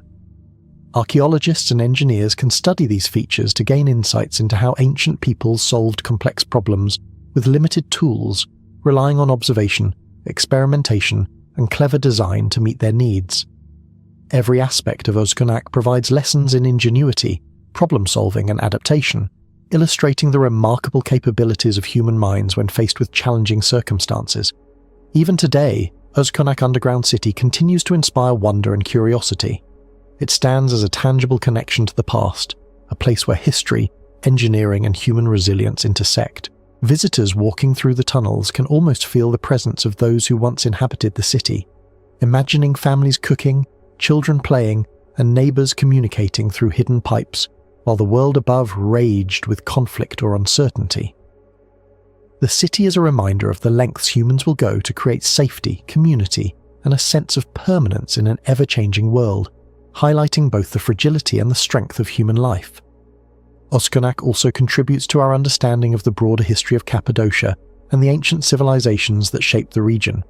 Each tunnel, chamber, and feature adds a piece to the puzzle of how people lived, interacted, and survived over centuries of political, social, and environmental change. The city's design reflects not only practical needs, but also cultural values, priorities, and innovations, offering a window into the daily lives of people who existed in a world very different from our own, yet face challenges that resonate even today. The artistic and aesthetic elements of Uzkenak, though subtle, also deserve attention. While primarily designed for function and survival, some rooms display delicate workmanship, careful shaping, and attention to detail that suggest a sense of pride, identity, and perhaps even spiritual or cultural significance. These touches remind us that even in conditions of extreme necessity, humans seek to express themselves, to create environments that are not only livable, but meaningful. This duality of purpose, functionality paired with subtle artistry, adds yet another layer of fascination to the city, revealing the depth and complexity of the people who built and inhabited it. Every visit to Uzkenak is a journey through layers of history, engineering, and human experience. The city invites exploration, discovery, and reflection, encouraging visitors to consider not just the physical feat of carving such a place from the earth, but also the human stories embedded in its walls. Families seeking refuge, communities organizing for defense, people adapting to life in confined spaces. All of these experiences are etched into the stone, waiting to be imagined, understood, and appreciated. The combination of tunnels, ventilation systems, and communication pipes continues to spark curiosity and admiration, reminding us of the ingenuity and resourcefulness that define human history in Cappadocia and beyond. The scale, complexity, and integration of Özkonak underground city continue to captivate the imagination.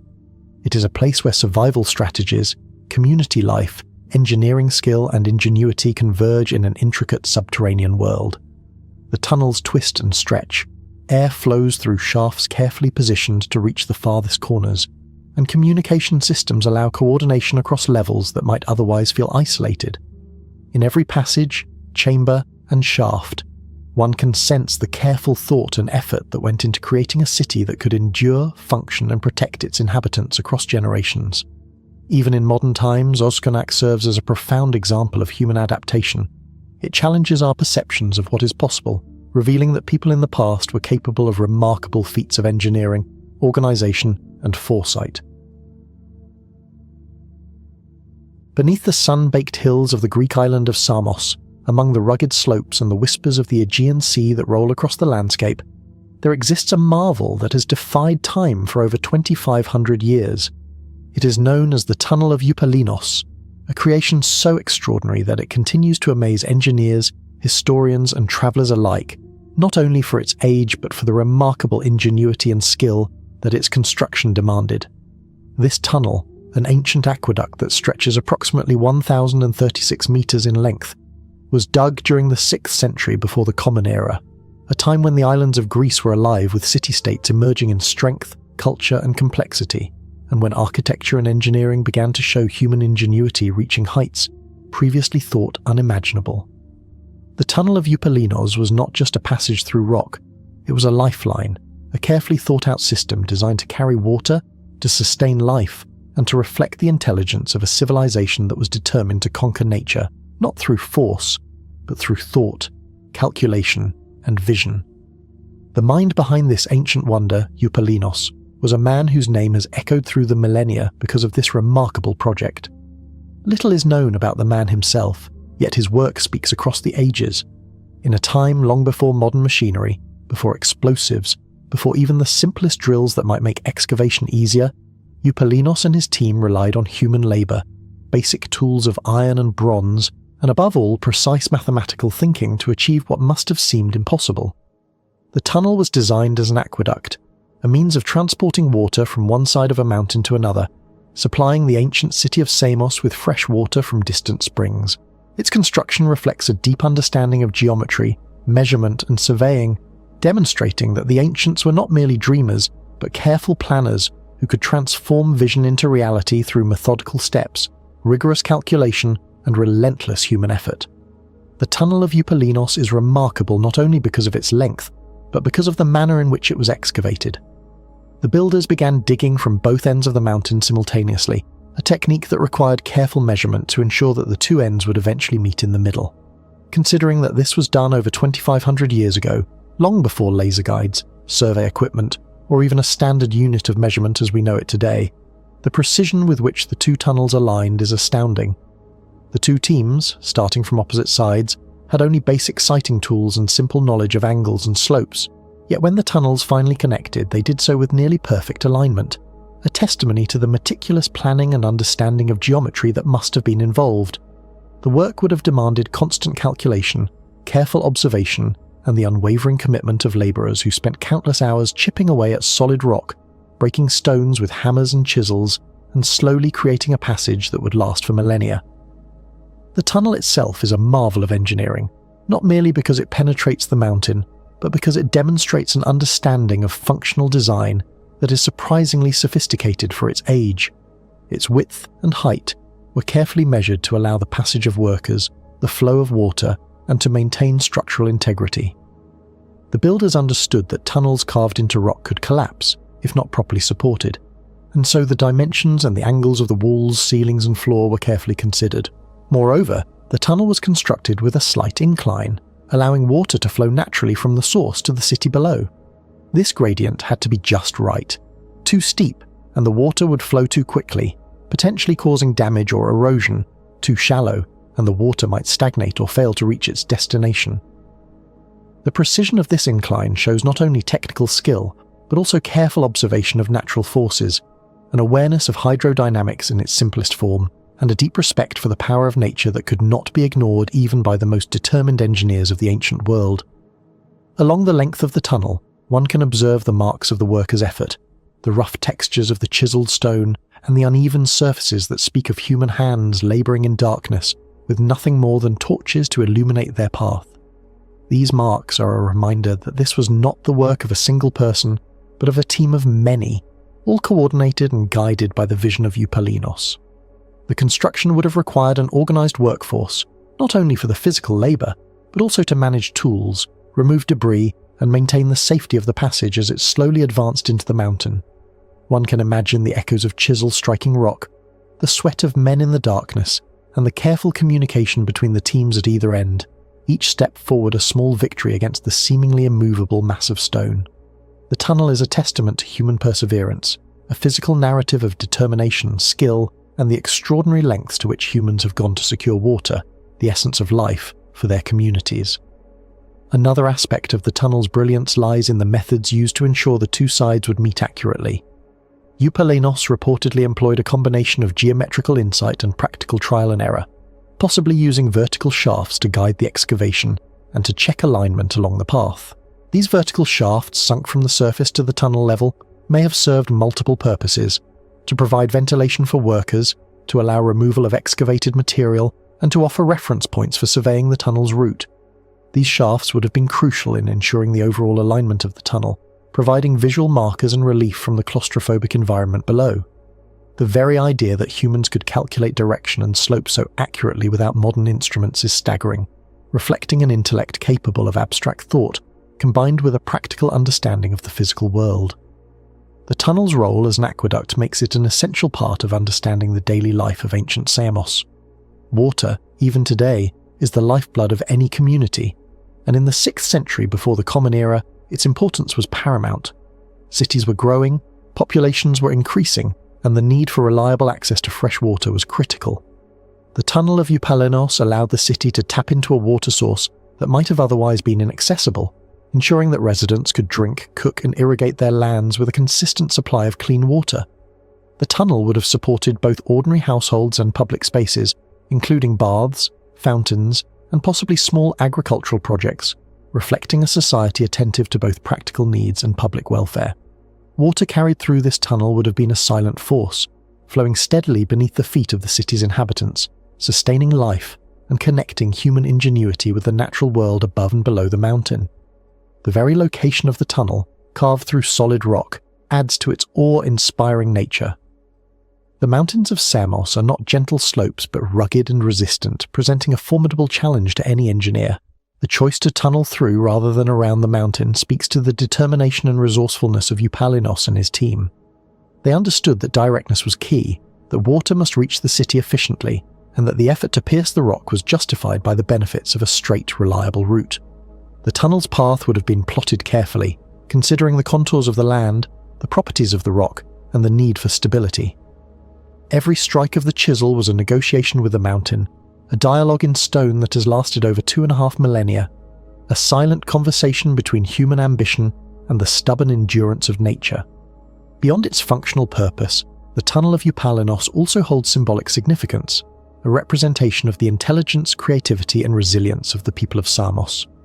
In an age when cities and communities were increasingly asserting their identity and independence, the construction of such a tunnel would have been a source of pride, a visible demonstration of the city's capabilities and the brilliance of its thinkers. Eupalinos himself would have been celebrated not only as a skilled engineer, but also as a visionary who could translate abstract ideas into practical solutions that would endure beyond his lifetime.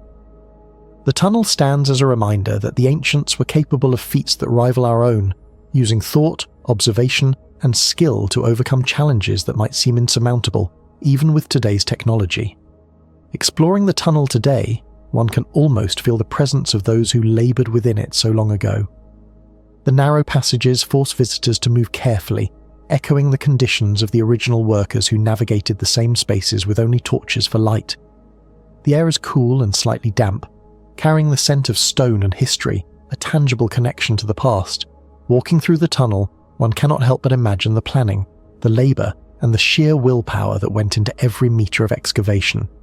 Each curve and angle in the tunnel tells a story of careful calculation and adaptation, of decisions made in darkness to ensure the survival and prosperity of an entire city.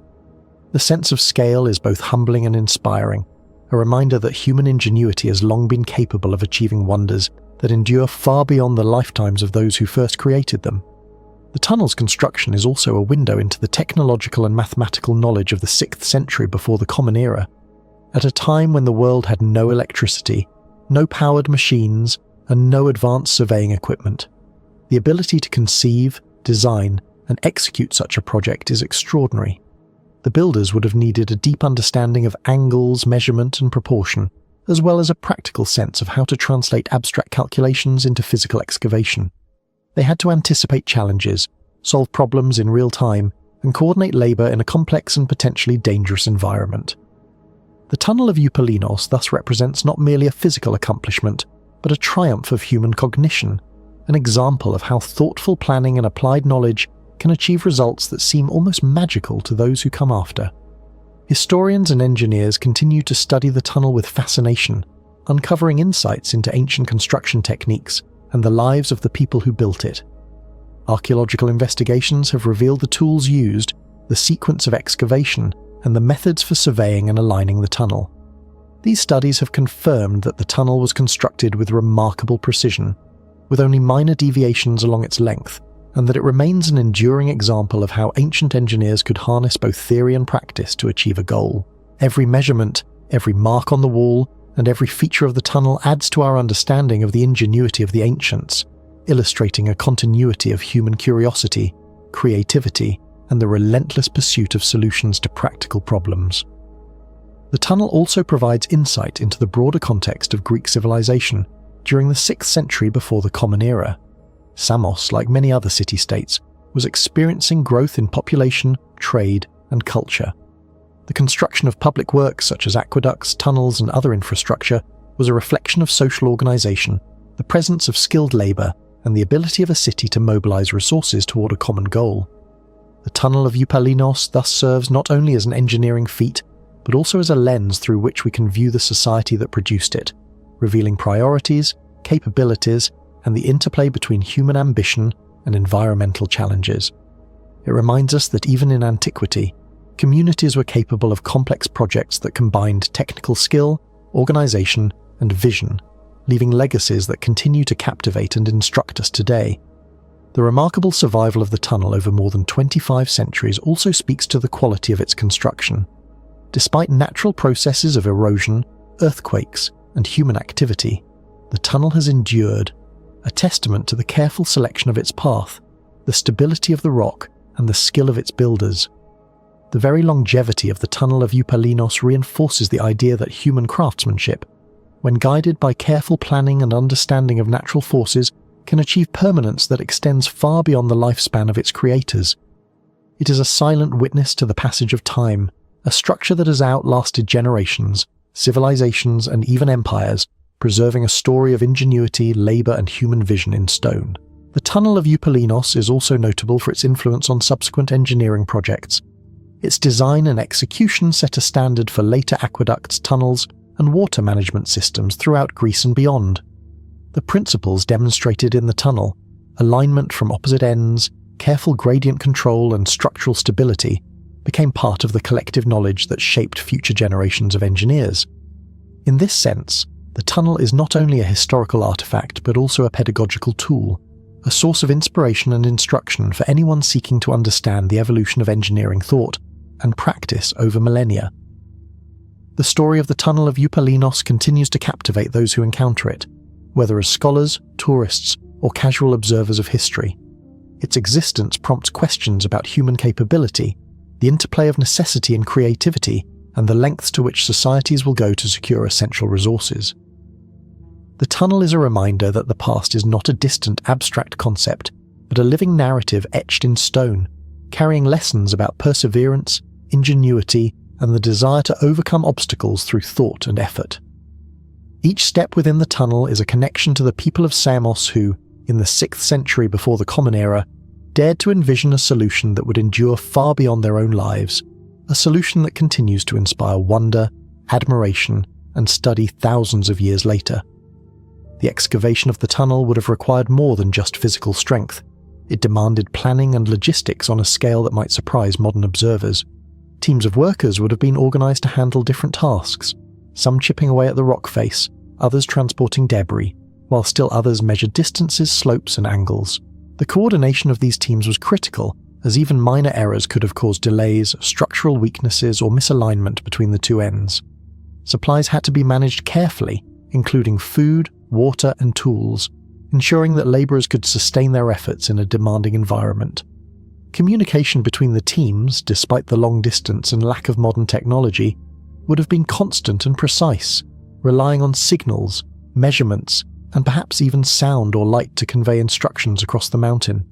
Every detail mattered, from the handling of stone fragments to the positioning of support structures, reflecting a level of organisation that rivals modern construction projects in its complexity and foresight.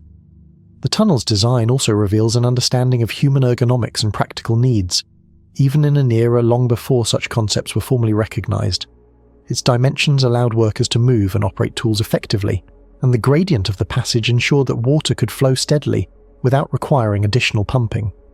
The use of ventilation shafts, if present, would have improved air quality for labourers, preventing the build-up of harmful gases and providing light in the otherwise dark interior. Such considerations indicate that the builders were attentive not only to the final function of the tunnel, but also to the safety, efficiency, and well-being of those creating it. This awareness of human factors, combined with technical skill, underscores the sophistication of ancient engineering practices and the holistic approach taken by Eupalinos and his team. The construction of the tunnel of Eupalinos is emblematic of a broader human impulse, the desire to reshape the environment in service of civilization. Throughout history, societies have sought to control water, energy, and materials to improve living conditions, support agriculture, and enable urban growth. The tunnel represents a particularly striking instance of this impulse, demonstrating how humans have consistently sought to overcome natural obstacles through creativity and engineering. By carving a passage through solid rock, Eupalinos and his team not only solved an immediate problem, bringing water to Samos, but also created a lasting testament to the ability of human intelligence to manipulate the physical world in pursuit of necessity and progress. The tunnel embodies the convergence of natural observation, mathematical reasoning, and manual labour, a synthesis that continues to inspire admiration for ancient ingenuity. Even today, the tunnel of Eupalinos serves as an educational tool, a source of fascination for students of engineering, architecture, history, and archaeology. Its preservation allows modern observers to study ancient methods of measurement, excavation, and water management, providing insights that are still relevant for understanding both the history of technology and the continuity of human problem-solving. Scholars have examined the tunnel's alignment, gradients, and construction techniques, often using it as a case study in early engineering precision. The very fact that the tunnel remains largely intact after more than 25 centuries makes it a unique artifact, offering a rare glimpse into the practical realities of ancient life and the capabilities of societies that existed long before modern tools, machinery, or written instructions could guide them. The tunnel of Eupalinos also connects us to the cultural and political context of Samos in the 6th century before the Common Era. This was a period when Greek city-states were developing identities, asserting independence, and investing in public infrastructure to support growing populations and trade networks. Large-scale projects like the tunnel reflected civic ambition, collective effort, and the importance of water management in urban planning. The decision to undertake such an ambitious project implies not only technical knowledge, but also social organisation, leadership, and the capacity to mobilise and sustain a workforce over years of challenging labour. Eupalinos' achievement thus provides insight into the relationship between technology, society, and governance in an era often celebrated for its intellectual, artistic, and political advances. The tunnel's long-term impact on the community it served would have been profound. Reliable access to fresh water allowed for population growth, improved sanitation, and enhanced agricultural productivity, contributing to the overall stability and prosperity of Samos. It would have supported daily life, enabling activities that depended on a constant water supply, from domestic tasks to religious rituals, and even small industries that required water for processing or cooling. The presence of such infrastructure likely reinforced social cohesion, as the benefits of a well-managed water system would have been shared across the city, linking citizens to the vision and labour of Eupalinos and his workforce. The tunnel thus illustrates the interplay between technical innovation and societal development, highlighting how engineering achievements can have far-reaching consequences for communities, shaping the course of history in tangible and enduring ways. The experience of walking through the tunnel of Eupalinos today is both a physical and intellectual journey. One can feel the texture of the stone walls, hear the echoes of footfalls, and imagine the challenges faced by the workers who carved this passage over 2,500 years ago. The narrowness of the tunnel, the darkness, and the stillness evoke a sense of the human effort that went into creating it, while the precise alignment and enduring stability inspire admiration for the ingenuity behind its design. Visitors are confronted with the scale of the project, the coordination required, and the remarkable foresight that guided every decision, from the choice of path to the dimensions of the passage, from the slope of the aqueduct to the placement of ventilation shafts. Every aspect of the tunnel serves as a tangible reminder of the intelligence, skill, and determination of those who created it, bridging the gap between past and present, and providing a vivid link to the human story etched into stone. The tunnel's endurance is also a testament to the understanding of geology and materials that must have informed its construction. The builders would have observed the types of rock, their fissures, and their behavior under stress, adjusting their excavation techniques accordingly. They would have learned to navigate natural weaknesses, to reinforce or avoid sections prone to collapse, and to channel water along a path that minimized erosion and damage. This practical knowledge, combined with theoretical insight into angles, measurement, and alignment, allowed the tunnel to survive earthquakes, weathering, and human interference over centuries. The interplay of natural observation, applied science, and meticulous planning is evident in every metre of the tunnel, showcasing a sophisticated approach to construction that blends empirical learning with logical reasoning. The historical context of the tunnel's construction adds further depth to its significance. The 6th century before the Common Era was a time when Samos was flourishing under the rule of influential tyrants and ambitious leaders who sought to enhance the city's infrastructure and prestige. It was a period characterized by rapid urban development, growing trade networks, and a burgeoning appreciation for art, philosophy, and science. The island's strategic location in the eastern Aegean made it a hub of commerce and cultural exchange, and the provision of a reliable water supply would have been essential for supporting both the domestic needs of the population and the economic activities that sustained the city-state. In this sense, the Tunnel of Eupalinos was more than a functional project. It was a statement of civic pride, technical mastery, and social organization, a physical embodiment of the city's aspirations and achievements at a time when human ingenuity was beginning to reach new heights across the Greek world. Deep beneath the rolling hills, lush fields, quiet forests, and gentle slopes of Central Europe, there exists a hidden world that very few people ever get to see, a world so secretive and confounding that it has puzzled scholars, explorers, and local people for generations. These are the Erdstall tunnels, a network of narrow passageways that snake beneath the surface like the hidden veins of the land, stretching across regions in Germany and Austria. Unlike the grand castles and monumental cathedrals that rise proudly into the sky above, these tunnels remain humble, secretive, and almost invisible, their entrances often hidden in plain sight, camouflaged among roots, rocks, and the gentle undulations of the countryside.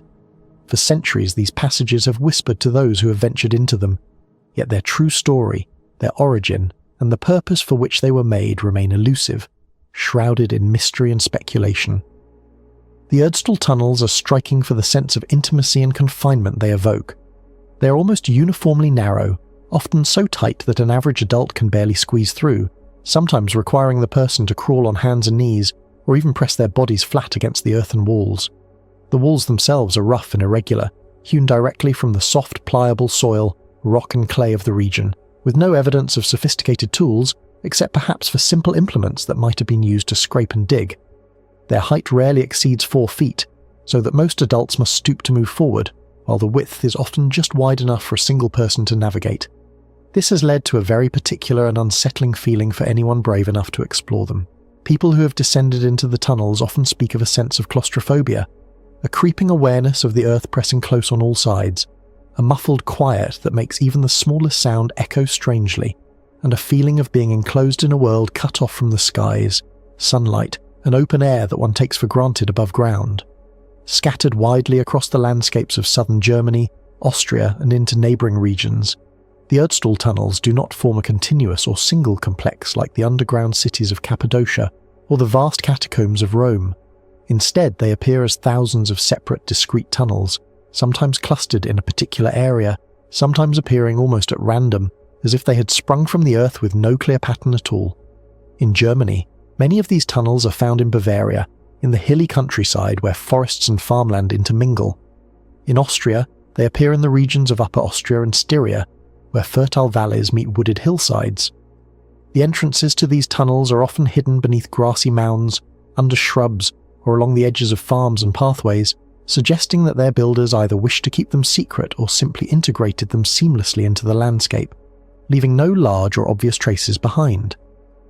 The scattered nature of these tunnels adds to their mystery, leaving those who study them wondering whether they were local phenomena created by small groups in isolated areas, or whether they were part of a more widespread yet lost cultural or practical practice. Inside, the tunnels are marked by certain characteristic features that are repeated from one location to another, giving them a recognizable identity. They're often winding, twisting and turning in unexpected ways, sometimes with abrupt drops, sharp turns and passages that end in small dead ends. Some tunnels contain what appear to be resting places, small niches carved into the earth, perhaps to sit or crouch for a while. In other cases, there are narrow chambers, barely large enough for a single person to kneel in, but these are exceedingly rare, and their purpose is hard to determine. One particularly curious feature that appears in some Erdstall tunnels is a series of low head holes, or small openings, through which a person must duck or squeeze, often in a downward motion to continue further. These bottlenecks seem almost ritualistic in design, as though they were intentionally made to slow down the passage, force a particular posture, or test the resolve of anyone moving through them.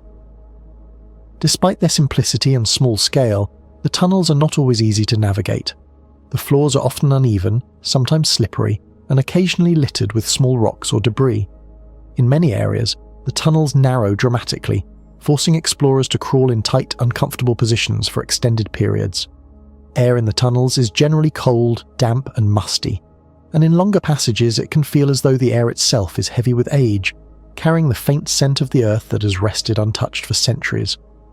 Light is, of course, almost non-existent, so anyone entering must bring torches or lamps, which flicker against the walls and cast enormous dancing shadows that seem to animate the earthen surfaces. The darkness, combined with the winding, twisting paths, creates an almost disorienting effect, as if the earth itself were alive, hiding secrets in its curves and folds. One of the most remarkable aspects of the Erdstall tunnels is how old they are. Precise dating is difficult, as the tunnels are made directly in earth and soft rock, leaving few clues for archaeologists, yet experts suggest that many of them could be medieval in origin, possibly dating from the 11th, 12th or 13th centuries, though some may even be older. Unlike castles and fortifications, which are often built in highly visible and strategically important locations, these tunnels are hidden and modest, suggesting that their builders had reasons beyond mere defense. Some historians speculate that they may have been used as secret refuges, to escape marauders, invading armies, or local feuds. In a time when travel could be dangerous and local conflicts were frequent, a hidden passage beneath one's property could provide a crucial means of survival. Yet, while this is a plausible theory, it does not explain the thousands of tunnels scattered across multiple regions, nor their uniform narrowness and repetitive features. The purpose of the tunnels remains one of the most debated questions. Some scholars suggest that they were purely functional, serving as escape routes during times of danger, allowing villagers or families to slip underground quickly and vanish from view. Others speculate that they might have been used for storage, perhaps to keep food safe from thieves or wild animals, or to store valuable items in secret. Yet another theory is that the tunnels had spiritual or ritual significance, possibly used in ceremonies, meditation, or other practices that required isolation from the everyday world. Certain patterns in some tunnels, such as the low head holes and niches, hint at ritual use, as if the act of moving through the tunnel itself was meant to be a transformative or purifying experience. No theory fully explains all of the tunnel's features, however, leaving room for endless conjecture. The name Erdstall itself is evocative and descriptive. In German, Erd means earth or soil, and Stall typically refers to a stable or shelter, so the word can loosely be translated as Earthstall or Earth Shelter. This simple term captures the essence of the tunnels as enclosed hidden spaces within the ground, but it does not reveal much about why they were made or who used them. Locals have long known of their presence, often referring to the entrances in hushed tones or as part of local folklore. Tales abound of mysterious disappearances, of hidden treasures, and of secret passages that connect distant parts of a village, yet few of these stories can be verified. In some regions, the tunnels were rediscovered accidentally during farming, construction, or digging, revealing hidden networks that had lain unnoticed for centuries. Exploring an Erdstall tunnel is an experience that blends curiosity, fear, and wonder. As one moves deeper, the mind begins to play tricks, sensing shapes and movements in the shadows, hearing echoes of one's own footsteps multiplied and distorted by the walls. Many tunnels are remarkably short, only a few dozen feet in length, while others extend hundreds of feet underground, winding in loops or turning unexpectedly. Some tunnels have dead ends, seemingly designed to confuse or mislead, while others connect tiny chambers that invite pause and contemplation. The psychological impact of these tunnels cannot be overstated, as they impose a constant awareness of the closeness of the Earth and the vulnerability of being beneath it, pressed on all sides by centuries of soil, stone, and time. Archaeological research on Erdstall tunnels has faced unique challenges. Because the tunnels are narrow and fragile, excavating or studying them with heavy tools or machinery is often impossible. Researchers must rely on careful, painstaking methods, measuring, mapping, and documenting each passage, often in tight, uncomfortable positions. The soil and soft rock in which the tunnels are carved are subject to erosion, collapse, and other natural processes, meaning that tunnels can disappear over time if they are not maintained or protected.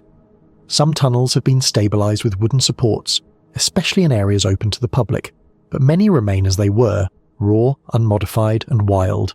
Despite these challenges, modern technology such as ground-penetrating radar, laser scanning, and detailed mapping techniques has allowed experts to document and understand the layout of many tunnels more fully than ever before. The spread of Erdstall tunnels across multiple regions raises intriguing questions about their creators. Were these tunnels the work of local farmers, villagers, or communities acting independently? Or were they part of a larger cultural practice, shared and transmitted across generations and regions? The similarities in design and structure suggest a common knowledge or method of construction, yet no written records or detailed accounts survive to tell the story. Some scholars have even proposed that the tunnels were intended as a form of hidden communication or passageway system, though this remains speculative. Whatever their purpose, the tunnels testify to the ingenuity, patience, and determination of the people who carved them, often working with nothing more than simple hand tools, scraping, digging, and shaping the earth to create usable spaces beneath the surface. In addition to their historical and architectural significance, Erdstall tunnels have also captured the imagination of modern explorers, adventurers, and the general public. They are often featured in books, documentaries, and local legends, portrayed as mysterious and eerie places where one can glimpse the secrets of the past. Guided tours in some areas allow visitors to experience the tunnels safely, crouching and crawling through passages that have remained largely unchanged for hundreds of years, feeling firsthand the close, intimate, and sometimes unnerving atmosphere that has captivated generations. Photographers and historians alike are drawn to the tunnels for the stories they tell about human ingenuity, survival, and the desire to create hidden spaces in a world above that is often unpredictable and dangerous. The narrowness and simplicity of the tunnels, combined with their mysterious distribution, also invite comparisons to other underground constructions around the world. Unlike the massive catacombs in Paris or Rome, which were often associated with religious practice and urban burial, or the enormous subterranean cities of Cappadocia in Turkey, the Erdstall tunnels are intimate, small, and often difficult to navigate. They do not contain large chambers, complex living spaces, or sophisticated ventilation systems, yet they evoke a similarly powerful sense of human creativity applied to the hidden realms beneath the earth. The tunnel's small scale, repeated features, and hidden entrances suggest a very different set of needs and intentions, emphasizing secrecy, restriction, and perhaps ritual or symbolic meaning over practicality or grandeur. The mystery of the Erdstall tunnels continues to grow as new discoveries are made. Occasionally, a previously unknown tunnel is found by a farmer digging a new well, a hiker exploring a hillside, or a construction crew breaking ground. Each new find adds a piece to the puzzle, yet also raises new questions. Why were these tunnels made so uniformly narrow? Why are they scattered in seemingly random locations? Why do they include low openings, niches, and winding paths that seem to serve no obvious purpose? And perhaps most perplexing of all, how did people without sophisticated tools, machinery, or detailed maps manage to carve these tunnels at all, often with remarkable consistency across regions? Local folklore surrounding the tunnels is rich and varied. In some villages, stories persist of hidden treasures buried in the earth, guarded by unseen forces, accessible only through the tunnels. In others, legends speak of secret meetings, escape routes during times of war, or mysterious ceremonies conducted in the underground spaces. Some accounts even describe strange sounds, lights, or sensations experienced by those who enter the tunnels, suggesting that the imagination, fear, and wonder inspired by these spaces are almost as old as the tunnels themselves. These stories have been passed down orally for generations, entwining the tunnels into the cultural memory of the regions and ensuring that the Erdstall tunnels remain a source of fascination long after their original purpose may have been forgotten. Despite centuries of curiosity and research, no definitive explanation has emerged.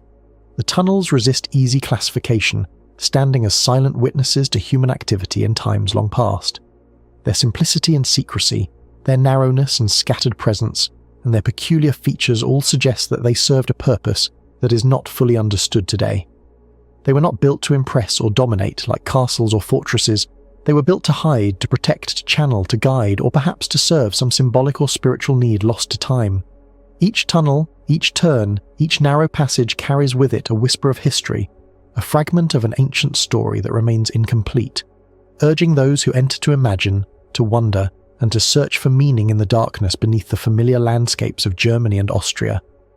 The physical experience of moving through an Erdstall tunnel also shapes how we think about the people who made them. Imagine working for weeks, months, or even years, scraping away at soil and rock to create a passage barely wide enough for your own body, sometimes with only simple tools in hand. The effort required speaks to determination, ingenuity, and perhaps urgency. One cannot help but wonder what drove these people to carve these hidden spaces, knowing the labor involved and the small confined result. The tunnels demand patience, resilience, and a vision of utility or purpose that may never be fully known to us. Even today, modern visitors often approach the tunnels with a mixture of caution and excitement. Guided tours and occasional openings allow for exploration, but the vast majority of tunnels remain inaccessible to the public, either because they are too narrow, unstable, or simply undiscovered. This inaccessibility preserves the sense of secrecy and wonder, reminding us that the Earth itself holds memories and spaces that we may never fully comprehend. The tunnels encourage a form of reflection, a confrontation with the limits of human knowledge, and a recognition of the silent persistence of the past beneath the living, breathing landscapes we inhabit. The Erdstall tunnels stand as a testament to human creativity applied in the shadows, away from sunlight and public view.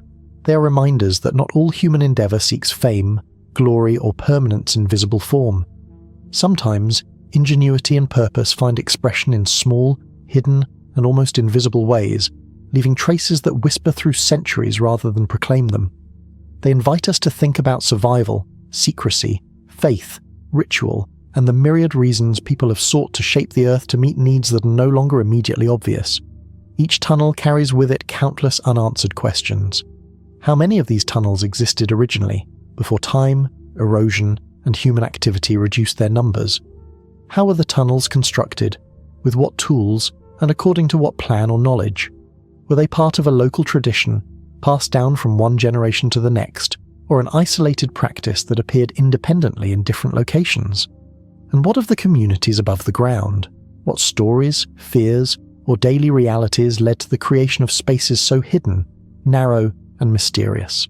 The more one delves into the subject, the more intricate and layered it becomes, revealing a complex interplay between human needs, imagination, and the Earth itself, shaped in ways that are at once practical, symbolic, and enigmatic. Over the centuries, the Erdstall tunnels have remained remarkably consistent in form. They do not exhibit the large-scale expansion, complex ventilation systems, or elaborate architecture found in other underground sites. Yet, this very simplicity amplifies the intrigue, as it suggests a very deliberate approach, one that prioritizes modesty, secrecy, or ritual function over grandeur or public utility. Some tunnels feature simple steps, small openings, or slight inclines, hinting at careful thought in their design, even within their narrow, restricted confines. The repetition of certain features across different regions points to shared knowledge, yet no contemporary records explain how or why these features were developed. Scholars, archaeologists, and explorers continue to investigate the Erdstall tunnels, applying modern techniques while respecting the delicate nature of the spaces. Detailed mapping, three-dimensional laser scanning, and soil analysis have provided new insights into their construction, orientation, and distribution. These studies reveal that, despite the apparent randomness, there are subtle patterns, such as alignments with landscape features, proximity to settlements, and the repeated use of particular shapes and bottlenecks.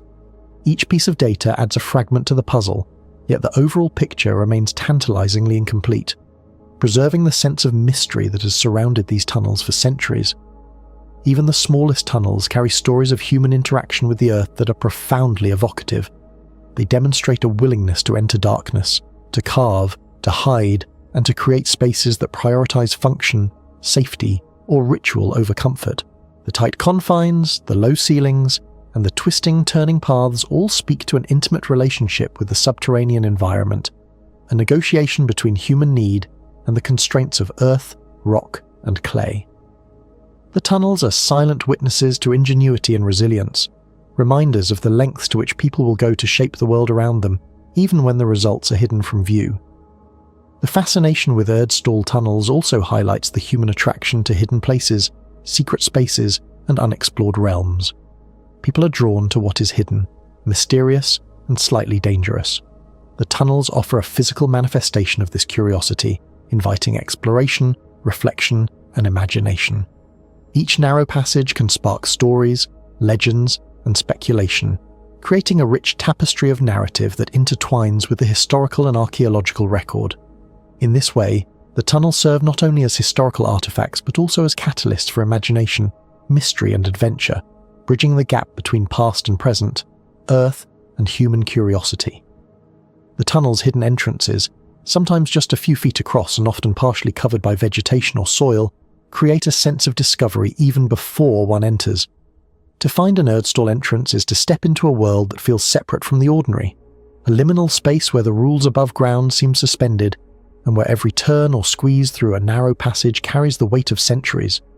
The act of entering the tunnel itself becomes a ritual, a transition from one reality to another, echoing perhaps the intentions of the original builders, whether they sought refuge, secrecy, spiritual connection, or something entirely unknown. In examining the tunnels today, it becomes apparent that their simplicity belies a remarkable ingenuity. Carved without heavy machinery, often in soil and soft rock that could collapse if not carefully managed, the tunnels demonstrate a profound understanding of materials, balance, and technique. Builders had to consider not only the immediate goal of creating a passage but also long-term stability, ventilation, and the experience of those who would travel through them. The tunnel's survival over centuries, despite the fragility of their materials, speaks to the care and skill applied in their construction, even when the purpose remains shrouded in mystery. The interplay between the tunnel's hidden nature and the landscape above them is another fascinating element. Many tunnels lie beneath farmland, pastures, and forested hills, integrating seamlessly into the environment.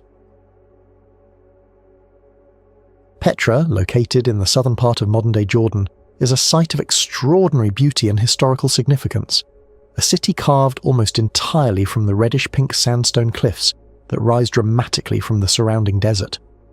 While it is most famous for its spectacular rock facades, which have become symbols of ancient ingenuity and artistry, Petra is also home to an intricate and mysterious network of subterranean structures, tombs and passageways, revealing the hidden life beneath its sunlit exterior and offering a window into the cultural and spiritual practices of its builders. The story of Petra is a story of stone and sand, of water and ingenuity, of a civilization that flourished in one of the most challenging landscapes on Earth, and whose marks on the landscape still astound anyone who wanders through its winding canyons and shadowed chambers. The history of Petra begins in a time long ago, over 2,000 years ago, when it was inhabited by the Nabateans, a people who are masterful traders and builders, skilled not only in commerce, but also in the art of shaping the harsh desert environment into a thriving urban centre. They occupied this region in what we now call the 1st century before the Common Era, though evidence suggests that human activity in the area goes back even further. These people chose this remote and rugged terrain not only for its strategic advantages, but also because of the abundant sandstone cliffs that could be carved with precision into structures both functional and ceremonial. The famous facades, which rise like magnificent paintings frozen in stone, are only the surface of what lies hidden below. Beneath the cliffs and the carved streets, there exists a labyrinth of tombs, crypts, and passageways, some of which stretch deep into the rock, revealing a world that was both sacred and practical, a subterranean city in its own right.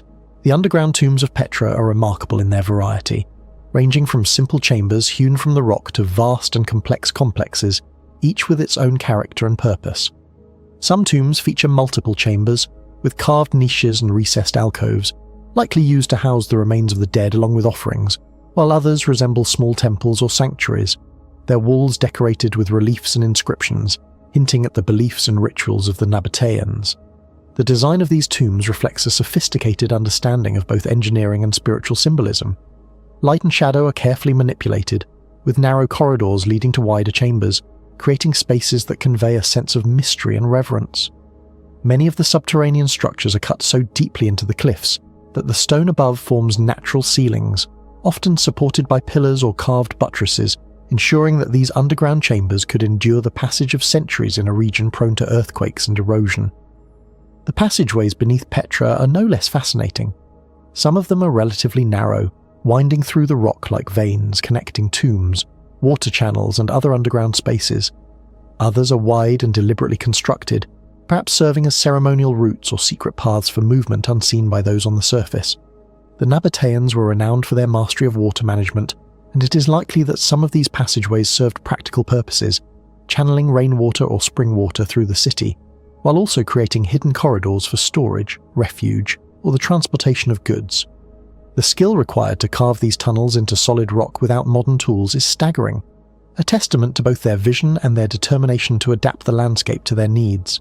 The tunnels often follow the natural contours of the rock, yet they are carefully straightened and smoothed in places, indicating a combination of intuition and careful planning. In some areas, the passageways twist and turn, creating an almost labyrinthine effect that would have required detailed knowledge of the terrain to navigate safely. Many of the subterranean tombs of Petra are located near the cliffs that face the main canyons, allowing for an interplay between light and shadow that enhances their aesthetic and symbolic impact.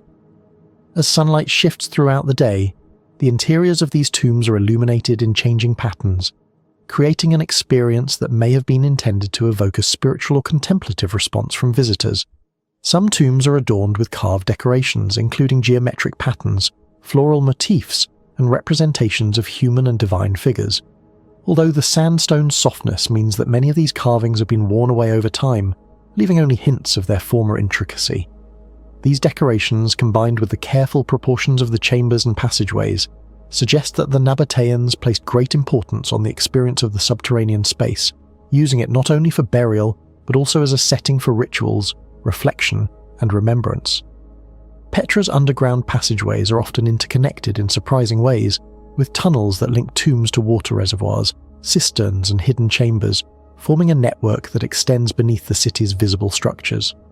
Some of these passages may have served defensive purposes, allowing the inhabitants to move unseen during times of conflict, or to store valuable items in secure locations. Others may have been designed to facilitate trade or the transport of goods, as Petra was a major hub on the incense and spice routes that stretched across the Arabian Peninsula, connecting distant lands and cultures. The passageways would have provided shelter from the scorching heat of the desert sun, as well as protection from sandstorms and the prying eyes of outsiders, creating a hidden infrastructure that complemented the city's public-facing grandeur. The subterranean spaces of Petra are also closely linked to the Nabateans' sophisticated water management systems, which were crucial for survival in the arid environment. Channels carved into the rock, Underground cisterns and reservoirs were connected to these passageways, allowing water to flow throughout the city in a controlled manner. Some tunnels led to hidden cisterns capable of storing thousands of litres of water, ensuring that the population had access to this vital resource even during periods of drought.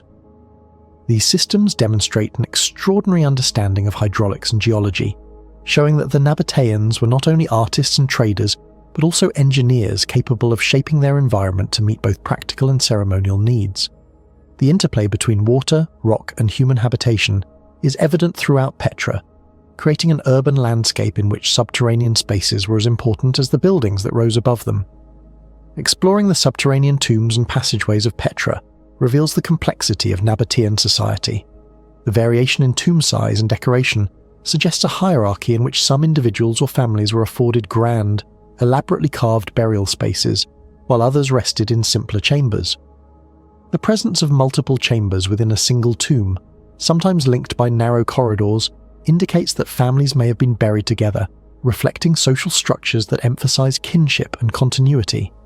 Inscriptions and carvings, where preserved, provide further insight into the beliefs and values of the Nabateans, including references to deities, protection of the dead, and the promise of an afterlife.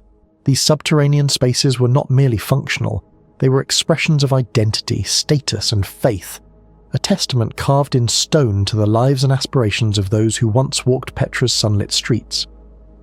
Many of Petra's underground structures have remained hidden or largely unexplored for centuries. Sand, debris, and the shifting of rock over time have obscured some tunnels and tombs, creating a sense of discovery for modern archaeologists and explorers. Early travellers in the 18th and 19th centuries marvelled at the city's facades, but often overlooked the hidden depths beneath the cliffs. As archaeological methods advanced and more systematic excavations were conducted, these subterranean areas began to reveal their secrets, uncovering a hidden layer of the city that complements and enriches our understanding of Petra's grandeur. Today, visitors can glimpse into some of these underground tombs and passageways, though much of the network remains inaccessible, leaving space for imagination and continued research. The architectural techniques used in Petra's subterranean structures are a testament to the ingenuity of the Nabateans. The rock was carefully carved using chisels and hammers, techniques passed down through generations, allowing them to create precise and durable spaces. In some areas, the rock appears polished or smoothed, while in others the natural texture is retained, perhaps to maintain structural strength or to enhance the aesthetic effect. The combination of natural formations and human carving creates a seamless integration between the city and its environment, blurring the line between what is natural and what is made by human hands. This fusion of art and engineering is a defining feature of Petra, both above and below ground, and it reflects a culture attuned to its surroundings and capable of extraordinary feats of adaptation and creativity. Petra's underground spaces also provide insight into the ceremonial life of its inhabitants. Some passageways may have been used for processions, initiation rituals, or other sacred activities, with the layout of tunnels and chambers designed to guide participants through a carefully choreographed experience. The use of narrow corridors leading to larger, more open chambers suggests a deliberate manipulation of space to create anticipation and awe, enhancing the emotional impact of the rituals performed within. The acoustics of the rock, the interplay of light and shadow, and the relative isolation of the subterranean chambers would have contributed to the sense of otherworldliness, creating environments where participants could feel removed from the ordinary world above. Water features, when present, would have amplified these effects. Some tunnels may have included channels with flowing water, adding sound and movement to the subterranean experience. Others may have incorporated pools or cisterns that reflected light, creating shimmering surfaces that enhanced the visual impact of the space. These features demonstrate an awareness of sensory experience, showing that the Nabateans understood how to use their environment to create powerful, multisensory effects. The integration of functional, aesthetic, and spiritual elements in these subterranean spaces speaks to a culture in which practical concerns, artistic expression, and religious belief were intimately intertwined, forming a holistic approach to urban design and architecture. The scale of Petra's subterranean network is also remarkable. While it's difficult to map every tunnel and tomb, archaeological surveys have revealed that these spaces extend far beneath the visible city, connecting different areas and forming a hidden infrastructure that supports both daily life and ceremonial activity. Some tunnels run for hundreds of meters, twisting through the rock and occasionally opening into large chambers, while others are shorter, providing access to specific tombs or water systems. The complexity of this network reflects careful planning and a deep understanding of the geological conditions, as well as a capacity to mobilize labor and resources over extended periods. Building such a network required not only technical skill, but also social organization, indicating that Petra's subterranean spaces were part of a coordinated effort to create a city that was resilient, functional, and symbolically powerful. The symbolism of the subterranean tombs and passageways is also significant. In many cultures, the act of placing the dead beneath the earth is a statement about the connection between life, death, and the natural world. In Petra, the act of carving tombs into living rock may have carried additional meaning, emphasizing permanence, continuity, and the integration of human life with the natural landscape. The passageways, often winding and mysterious, may have represented journeys, both physical and spiritual, guiding the living through spaces associated with the dead and the divine. These interpretations are supported by the careful placement of tombs in relation to each other and to the city above, suggesting a deliberate arrangement that reflected cosmological or religious ideas as well as practical concerns. In addition to tombs, Petra's subterranean spaces include storage chambers and rooms that may have had civic or commercial functions. The city's role as a trading hub meant that it required secure spaces for goods, from spices and incense to textiles and metals, and underground rooms would have provided cool, dry storage protected from the harsh desert sun and from theft. Some chambers may have served as workshops, where artisans could work away from the bustle of the streets above, or as living quarters for specialized workers involved in water management or maintenance of the city's infrastructure. The multifunctional nature of these subterranean spaces highlights the adaptability of the Nabateans, who were able to use the hidden parts of their city for a variety of essential purposes. The discovery and study of Petra's subterranean structures continue to fascinate archaeologists, historians, and visitors alike. Modern technology, including ground-penetrating radar and three-dimensional mapping, has allowed researchers to explore areas that would otherwise be inaccessible, revealing new details about the city's layout, construction techniques, and usage patterns. Excavations have uncovered artifacts such as pottery, inscriptions, tools, and fragments of decorative elements, providing clues to the daily life, trade, and religious practices of the Nabateans. These findings deepen our understanding of Petra, not just as a city of stunning facades, but as a living, breathing society with complex social, economic, and spiritual dimensions, much of which is hidden beneath the surface. Walking through Petra, one cannot help but be struck by the duality of the city. The bright, sunlit canyons and monumental facades above, and the shadowed, mysterious tunnels and tombs below. This duality reflects the ingenuity of the Nabateans, who were able to create a city that was both visually breathtaking and functionally sophisticated, adapting to the challenges of the desert environment while expressing their culture, beliefs, and identity in stone. The experience of the subterranean spaces adds depth to the visitor's understanding of Petra, transforming it from a collection of rock-cut facades into a complex urban landscape that combines art, engineering, ritual, and daily life in a way that continues to inspire awe and curiosity. The passageways, tombs, and hidden chambers of Petra are also a reminder of the impermanence of human achievements. Despite the grandeur of the facades above, it is the hidden, often overlooked spaces below that have preserved the details of Nabatean life for millennia, sheltered from the elements and from human interference. The erosion of sandstone, the shifting of rock, and the encroachment of sand have altered the city over the centuries, but the underground structures remain relatively intact, a silent testament to the skill and vision of those who carved them. They invite exploration, study, and reflection, offering a glimpse into a world where human creativity met the harsh realities of the desert, resulting in a city that was at once beautiful, practical, and enduring. The complexity of Petra's subterranean network also suggests a sophisticated approach to urban planning. The Nabateans were able to coordinate the construction of above-ground monuments and facades with the excavation of tombs, tunnels, and water systems, creating a city in which all elements were interconnected. The placement of tombs, passageways, and water channels reflects careful consideration of geology, topography, and hydrology, demonstrating an advanced understanding of how to manipulate the natural environment to support a thriving urban centre. The integration of functional and ceremonial spaces underground, coupled with the aesthetic considerations of carving into living rock, shows that the Nabateans valued both utility and beauty, creating a city that was as functional as it was magnificent. Petra's underground spaces continue to hold mysteries. Despite decades of archaeological research, many tunnels remain unexplored, and new discoveries are still being made. The purpose of some passageways is unclear, and the full extent of the tomb network is not yet known. This sense of the unknown adds to the allure of Petra, suggesting that beneath its sunlit streets and monumental facades lies a hidden world, rich with history, symbolism, and human ingenuity. The ongoing exploration of these spaces promises to reveal even more about the lives, beliefs, and skills of the Nabateans, deepening our appreciation for a civilization that transformed a harsh desert landscape into a city of unparalleled beauty and complexity. Petra's subterranean tombs and passageways are not only of historical interest, but also provide a window into the relationship between humans and their environment. The Nabateans' ability to carve entire networks of rooms and tunnels into solid rock, while managing water and creating durable urban structures, demonstrates an extraordinary adaptation to a challenging landscape. The interplay of sunlight and shadow, the manipulation of space and sound, and the integration of functional and ceremonial features show a culture that was highly attuned to its surroundings and capable of remarkable technical and artistic achievements. These hidden spaces reveal a city that was more than a collection of monuments. It was a living environment shaped by human ingenuity, practical needs, and spiritual aspirations.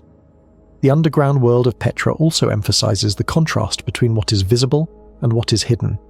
Visitors are often drawn first to the breathtaking facades, carved with meticulous detail into the cliffs, but it is the experience of moving through the tunnels and tombs that offers a more intimate understanding of the Nabateans. The narrow corridors, the play of light and shadow, the echoing chambers, and the carved niches all contribute to a sense of immersion in a civilization that existed over 2,000 years ago. These subterranean spaces allow one to experience Petra not just as a collection of monumental stone facades, but as a complex, interconnected city, alive with the traces of human activity and the imprint of cultural and spiritual values. In the broader context of ancient cities, Petra's subterranean structures highlight the importance of hidden spaces in urban life. Across the ancient world, civilizations carved tombs, catacombs, and tunnels for purposes ranging from burial to storage, defense, and ritual. Petra stands out for the scale and sophistication of its underground network, which integrates these functions in a way that complements the above-ground city. The careful design of passageways, the placement of tombs, and the management of water demonstrate a high level of planning and coordination, reflecting a society capable of remarkable achievements in engineering, architecture, and urban design. The interplay between the visible and hidden, the monumental and the intimate, and the practical and ceremonial aspects of the city illustrates the Nabateans' nuanced understanding of space and their ability to shape their environment to meet multiple needs simultaneously. The artistic and symbolic aspects of Petra's subterranean spaces are equally compelling. Carved reliefs, inscriptions, and decorative elements suggest that these spaces were more than functional. They were designed to communicate messages, convey status, and evoke spiritual reflection. The careful proportions of chambers, the orientation of tombs, and the manipulation of light and shadow indicate that the Nabateans were attentive to aesthetic and symbolic concerns, creating environments that engage the senses and the mind. In this way, the underground tombs and passageways are not merely remnants of the past, but expressions of cultural values, artistic sensibilities, and spiritual beliefs that continue to resonate with those who explore them. Petra's subterranean structures also speak to the technical skills of the Nabateans. The ability to carve large chambers and intricate passageways into solid sandstone required not only physical labor, but also precise knowledge of the rock's properties, structural stability, and long-term durability. The alignment of tunnels, the creation of arches and supports, and the integration of water systems all demonstrate advanced engineering techniques, suggesting that the Nabateans possessed a sophisticated understanding of construction principles that allowed their underground spaces to endure for over 2,000 years. These skills were applied not only to practical ends, but also to create spaces of ceremonial and symbolic significance, showing a culture in which technical mastery and artistic expression were closely intertwined. Petra's subterranean world remains a source of fascination and discovery. As researchers continue to explore and document the tombs, tunnels, and hidden chambers, new insights emerge about the city's construction, use, and cultural significance. Ground-penetrating radar, three-dimensional mapping, and careful excavation techniques have revealed complex networks that were previously unknown, highlighting the ingenuity and adaptability of the Nabateans. These findings underscore the importance of considering the city as a whole, both above and below ground, and reveal the extent to which the underground spaces contributed to the life, economy, and spirituality of Petra. The network of subterranean tombs and passageways at Petra also reflects the broader spiritual and cultural beliefs of the Nabateans.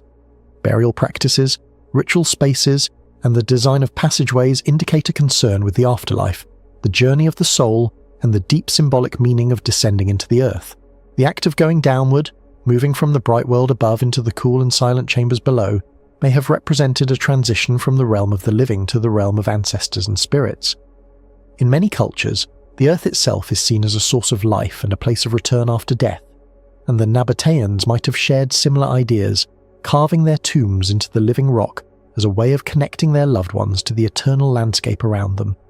These beliefs were likely intertwined with their daily experiences of the desert, the cycles of the seasons, and the powerful forces of nature that shaped their lives. The idea of a tunnel under the Euphrates River in ancient Babylon is a story that has fascinated people for centuries, a story that is wrapped in mystery, wonder, and the timeless allure of things lost to history. Babylon itself was a city of immense fame and grandeur, known across the ancient world for its incredible walls, vast gardens, and monuments that seemed almost beyond human capability. It was located in the land we now call Iraq, along the winding banks of the mighty Euphrates River, which in its own right was a force of nature that carved the land and brought life to the people who settled along its fertile shores. The river was wide, deep, and powerful, a natural boundary that could protect the city from invaders or isolate it in times of trouble. The notion that there might have been a secret tunnel beneath its rushing waters is both thrilling and bewildering, because it challenges our understanding of what ancient engineers could accomplish, and it beckons us to imagine a Babylon that is even more extraordinary than the grand visions of historians and travellers have conveyed. According to the legend, the Euphrates Tunnel was not just a simple passageway. It was said to have been built with such skill and precision that it could withstand the river's constant flow and the pressure of the water above. Ancient Babylon was already known for its architectural brilliance, with the ziggurats reaching high into the sky and walls that were so thick and so strong that they could repel entire armies. It is therefore not entirely impossible, in the imagination of storytellers, that the Babylonians could have attempted to construct a tunnel beneath the river itself, a feat that even in modern times would be considered a serious engineering challenge. The very idea of building underground, beneath a living, moving body of water, requires not only advanced planning but also techniques to prevent flooding, to allow workers to breathe, and to ensure that the tunnel would remain stable for decades, centuries, or perhaps even longer. Some versions of the story say that the tunnel was constructed to allow people to move from one side of the river to the other in secret. In times of war or political intrigue, such a passage would have been invaluable. The kings of Babylon, whose power and influence were immense, were often engaged in struggles with neighbouring city-states, rival dynasties, and wandering armies. A hidden tunnel beneath the Euphrates could allow soldiers, messengers, or spies to cross unseen, delivering vital intelligence or moving troops without alerting enemies to their presence. Others say that the tunnel might have had a ceremonial or ritual purpose, that it connected sacred sites along the riverbanks, allowing priests, rulers, or worshippers to traverse the waters as part of secret religious rites. In a culture where the line between magic, religion, and engineering was often blurred, the idea of a subterranean river passage would fit perfectly with the grandeur and mystery of Babylonian life. The legend does not provide clear details about how the tunnel was built, but storytellers have often imagined clever solutions. Some say that workers might have dug the tunnel from both banks at the same time, meeting in the middle with remarkable precision, an achievement that would require careful measurement and sophisticated knowledge of geometry. Others suggest that the Babylonians may have used hollowed-out logs, watertight clay tubes, or even early forms of pumps and drainage systems to keep water from flooding the construction site. There are tales of workers labouring day and night, protected by magical charms or divine blessings, as they carved a passageway through earth, clay, and rock beneath the roaring river. The descriptions vary, but they all emphasise ingenuity, courage, and a willingness to confront the unknown in pursuit of a goal that was both practical and awe-inspiring. The stories often speak of a tunnel that was wide enough to accommodate carts, animals, and many people walking side by side. Imagine the walls lined with carved bricks, perhaps inscribed with symbols of protection or blessings from the gods, guiding travellers safely through the darkness beneath the water.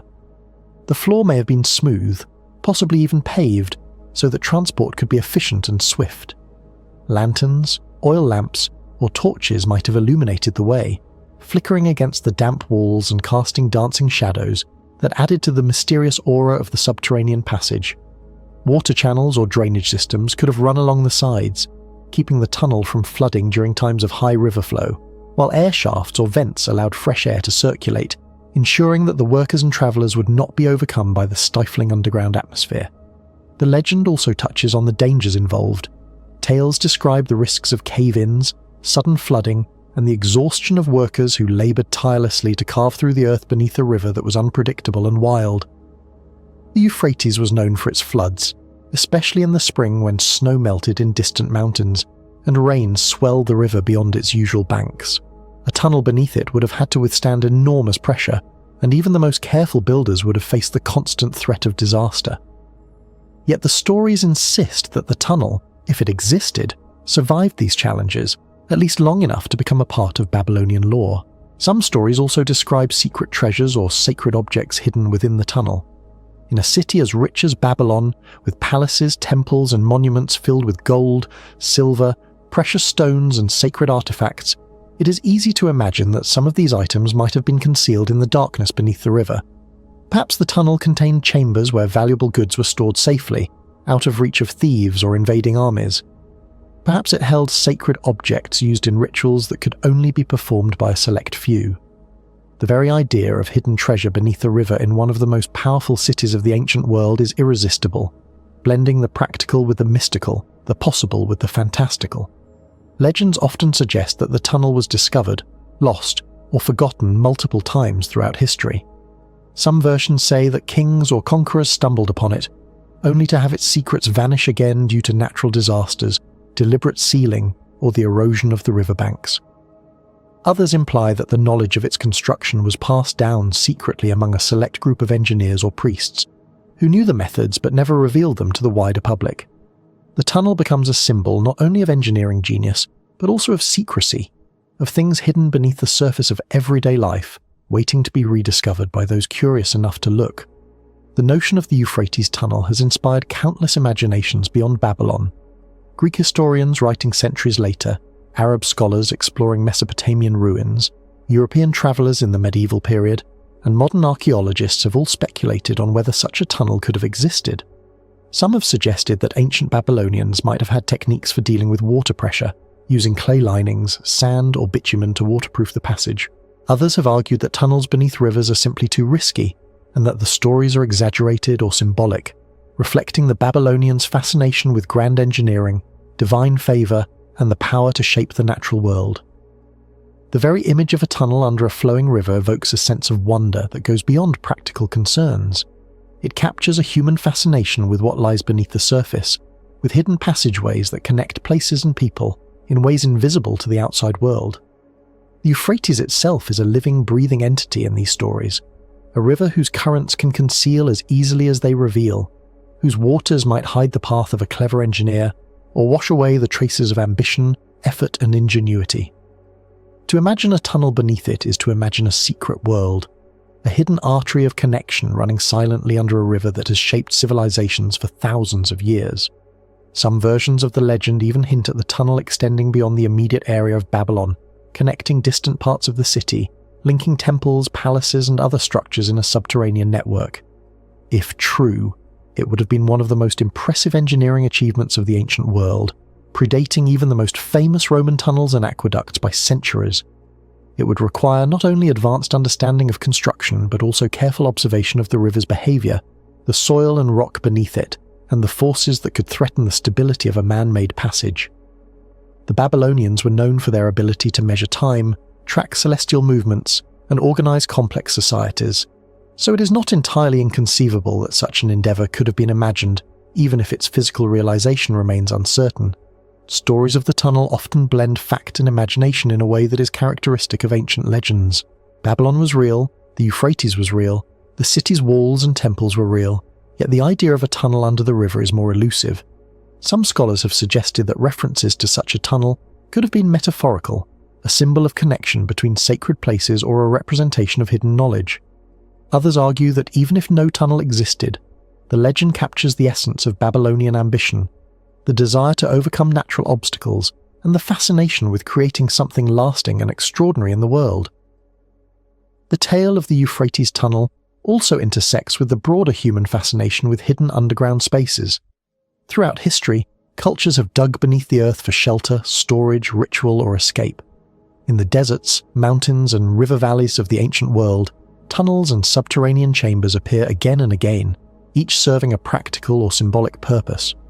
From the ziggurats of Mesopotamia to the pyramids of Egypt, from the catacombs of Rome to secret passageways in medieval castles, humans have been drawn to the hidden spaces below, using them to store goods, conduct ceremonies, hide from danger, or connect distant points in ways invisible to the outside observer. The Euphrates tunnel, whether real or legendary, fits perfectly into this pattern, a Mesopotamian example of a universal impulse to explore, conceal, and transcend the limits of the visible world. The river itself adds another layer of fascination. The Euphrates is not a small stream. It is a vast and powerful river that has sustained civilizations for thousands of years. Its flow is strong, its waters deep, and its seasonal fluctuations dramatic. To imagine digging beneath it requires not only courage and skill, but also imagination, an ability to see the underground space not just as soil and rock, but as a living system interacting with water, pressure, and the forces of nature. In stories, this interplay between human ingenuity and natural power makes the tunnel even more impressive, a marvel that bridges the human and the natural, the seen and the unseen. Some tales suggest that the tunnel's discovery brought knowledge or power, that those who found it gained access to secret chambers, treasures, or sacred rites. Others imply that it was a trap, a passage fraught with dangers, collapses, or floods where only the clever, brave, or lucky could survive. The ambiguity of the stories adds to their allure, for the tunnel becomes not just a physical space but a narrative space, a place where imagination and history intertwine, where the limits of human possibility are tested, and where the line between fact and fiction blurs into something that captivates the mind and lingers in memory. The Euphrates tunnel, whether imagined, lost, or hidden, remains a symbol of the ingenuity, ambition, and mystery of ancient Babylon. It evokes a world in which rivers could be crossed unseen, where the earth could be carved to human will, and where the secrets of the city lay not only in its streets and walls, but beneath the waters that fed and protected it. The tunnel, like the city itself, belongs to a time when human creativity, daring, and devotion to gods and rulers combine to produce marvels that continue to inspire curiosity, awe, and endless speculation, a legend that stretches across centuries and continents, inviting each new generation to imagine what might lie beneath the flowing waters of one of the world's oldest and most legendary rivers. The tunnel has inspired countless storytellers, archaeologists, and dreamers to search for evidence, to imagine what it would be like to walk through such a passage, to feel the cool, damp air, to hear the muffled rush of the river overhead, and to glimpse chambers and corridors that were once trodden by people whose lives were dedicated to survival, worship, and service to the city. Every imagined brick, every carved symbol, every whispered legend of secret passageways adds depth to the story, painting Babylon not only as a city of wealth, power, and culture, but as a city with a hidden, breathing heart, a place where human ambition met the forces of nature in ways both tangible and mystical, where the river was not merely an obstacle but a partner, a guardian, and a canvas upon which the ingenuity of the ancients might have been displayed. People have often speculated about the size and scale of such a tunnel. Some imagine it as a narrow passage, just wide enough for a single person or a small group to pass through. Others envision a larger corridor, capable of supporting entire squads of soldiers, laden with weapons, animals, or supplies. Some suggest chambers along the way, possibly reinforced with bricks and mortar, serving as resting points, storage rooms, or hidden gathering spots. Others imagine secret exits, cleverly disguised along the riverbanks, allowing the tunnel to serve as both a passageway and an escape route. Each variation of the story adds a layer of richness, showing that even a legend can be full of architectural imagination, tactical foresight, and a sense of drama that brings the ancient world vividly to life. The legend has also sparked debates about what is possible with ancient engineering. Modern engineers, who construct tunnels beneath rivers using steel, concrete, pumps, and sophisticated planning, often marvel at the idea that people thousands of years ago might have achieved something similar with far more primitive tools. Some speculate that the Babylonians had techniques that have been lost to time, clever methods of shoring up tunnels, managing water pressure, and ensuring structural stability. Others suggest that the tunnel is purely symbolic, representing human ingenuity and ambition rather than a physical reality. Yet whether real or allegorical, the story has inspired imagination across millennia, from the earliest scholars to modern archaeologists and enthusiasts who continue to wonder what secrets the Euphrates may still conceal beneath its flowing waters. The legend also resonates with a human fascination for what is hidden and secret. Throughout history, people have been drawn to tunnels, hidden chambers, and places that lie beneath the surface, whether for protection, ritual, commerce, or adventure. The Euphrates Tunnel embodies this fascination, a subterranean mystery lying beneath one of the great rivers of the ancient world, a reminder that beneath every familiar landscape may lie another world, unseen, untold, and waiting to be imagined. It taps into the same desire that has led explorers into deserts, mountains, forests, and beneath cities, searching for hidden passages, lost cities, and ancient technologies that defy ordinary understanding. In some stories, the tunnel is linked to legendary figures of Babylonian history, perhaps kings, priests, or engineers, whose skill and vision were so great that they could challenge the very flow of a river. These figures are portrayed as visionaries, people who could combine knowledge of the earth, water, and human labor to achieve something extraordinary.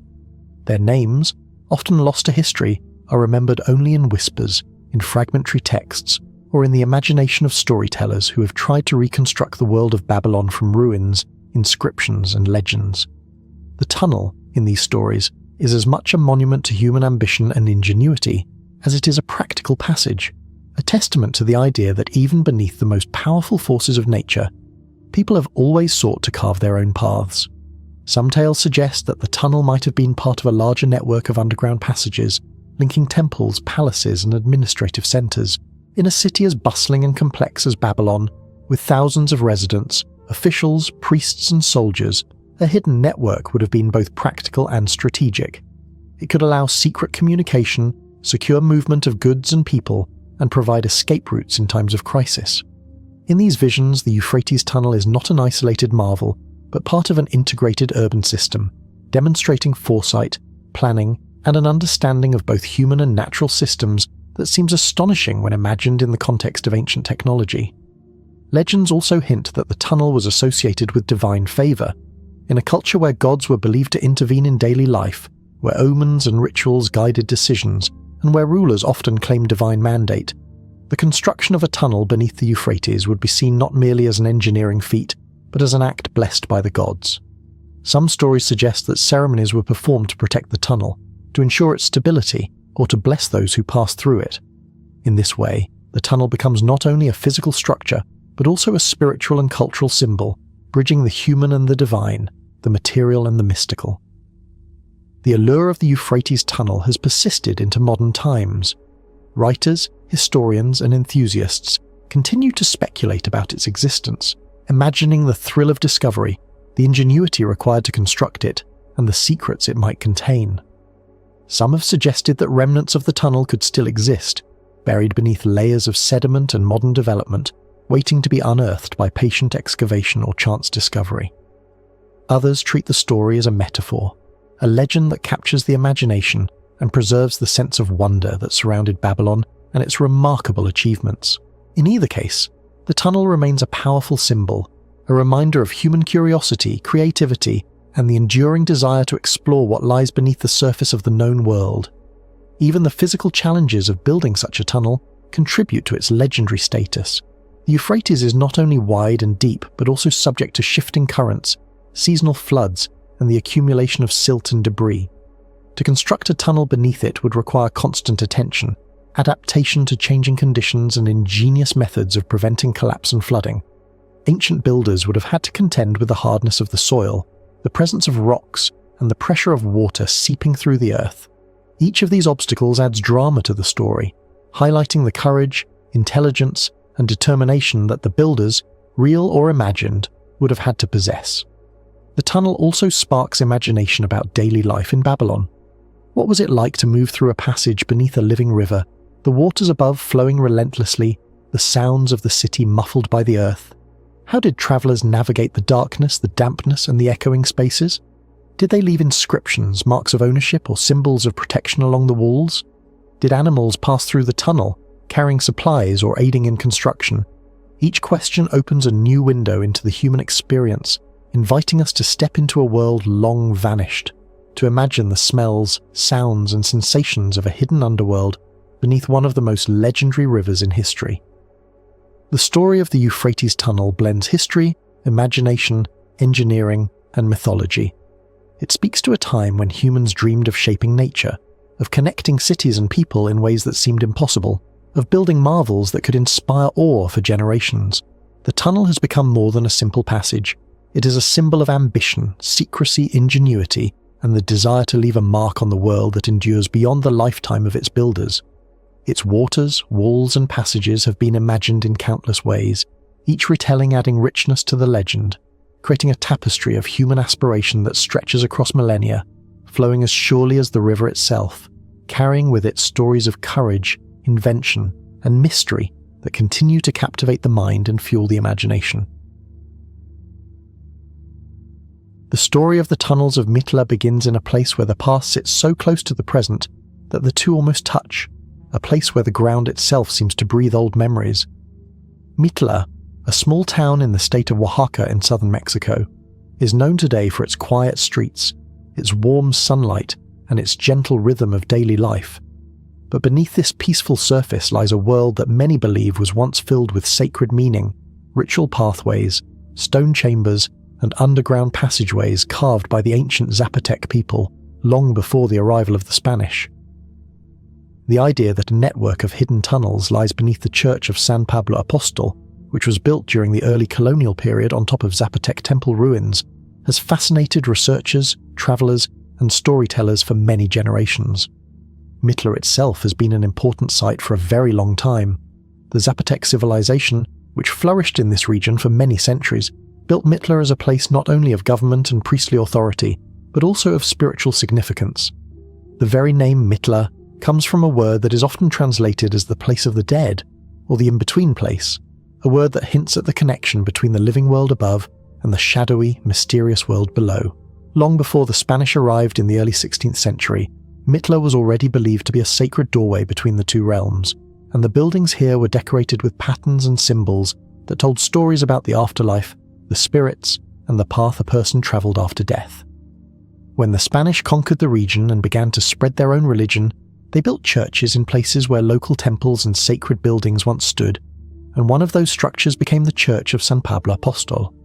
The church is still there today, its walls standing tall over stones that came from much older times.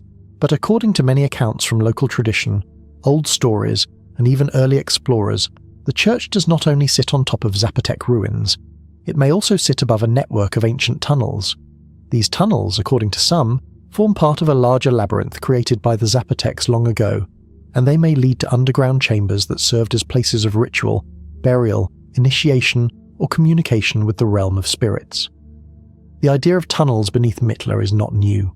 It has been whispered and repeated for hundreds of years. In the early part of the colonial era, Spanish chroniclers recorded stories from indigenous people who said that Mitla had passages beneath the ground, stretching far beyond the boundaries of the visible city. Some early visitors wrote that the priests of the old Zapotec religion once entered these tunnels during ceremonies, and that the tunnels connected to deep chambers where only the highest-ranking individuals could go. Many of these stories describe darkness, silence, and a feeling of being between worlds, as if these underground places were not entirely part of the earthly realm. Over time, the stories grew more detailed, and the tunnels became a subject of curiosity. When people looked at the structures of Mitla built above ground, with their precise stonework, their geometric designs, and their heavy stone columns, they wondered what might lie beneath. The buildings that still stand today, with their large courtyards and long halls, were constructed with great skill. Unlike many Mesoamerican civilizations that built pyramids rising toward the sky, the Zapotecs built many structures that stretched outward and downward, suggesting that the world below the surface was just as important as the world above. It is said that the Church of San Pablo Apostol was built directly on top of the most sacred part of the ancient site. The Spanish friars believed that the best way to erase the old religion and introduce the new one was to place their churches directly on top of ceremonial centres. But the Zapotecs believed that certain spots were not simply locations for buildings, they were portals. They were places where energy flowed between realms. If tunnels existed beneath these spots, they would not have been ordinary passages used only for movement. They would have been spiritual routes meant to connect humans with the underworld, which they did not think of as a place of fear, but instead as a realm where ancestors lived and where great truths were revealed. There are many accounts describing what lies beneath the church. Some say there is a small chamber directly under the building, a room carved so precisely that the stones still fit together perfectly after many centuries. Others say that from this chamber, 2 or 3 narrow passages lead deeper into the earth, twisting and turning until they reach larger rooms. These deeper rooms, according to some stories, were once used for important rituals carried out by Zapotec priests. Some of the stories say the priests would spend hours or even full days inside the underground chambers, meditating, praying, or speaking with spirits. Early 20th century explorers who visited Mitla often asked local people about the tunnels, and the answers they received varied. Some villagers said the tunnels were so long that no one had ever walked to the end of them. Some elders spoke of the tunnels extending far beyond the church grounds, possibly connecting to other ancient buildings or even remote parts of the valley. There is even a legend that one tunnel once led to a place many days' travel away, perhaps linking multiple sacred sites across the region. Although this idea seems mysterious, many ancient cultures did build long underground systems for travel or ritual, so people believe it is possible. In the 1930s, a group of researchers attempted to explore beneath the church. They entered through a small stone chamber and found what looked like the entrance to a tunnel. But the passage was blocked with stones, and the researchers were not able to go farther.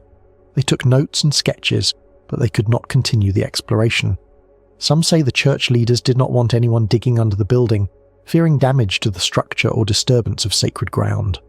Others say the blockage had already been there for centuries, placed by either the Zapotecs or later groups who wanted to seal the tunnels for reasons unknown. In the 1960s, there were further attempts. Some researchers used small instruments to investigate the earth below the church without digging into it. They reported that the ground beneath the church was hollow in some places, suggesting that empty spaces or chambers existed underground. Other investigations used ground-penetrating tools and received signals that looked like passageways, though they could not be entirely certain without excavation. Still, the report strengthened the belief that there were tunnels under the church and that these tunnels might be connected to a much older system created before the Spanish occupation.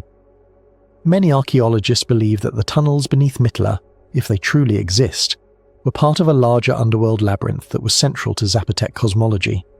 The Zapotecs, like many Mesoamerican cultures, believed the cosmos had 3 layers: the world above for gods of the sky and celestial forces, the world here on the surface where humans lived, and the world below, which was not simply a place for the dead, but a realm of wisdom and transformation.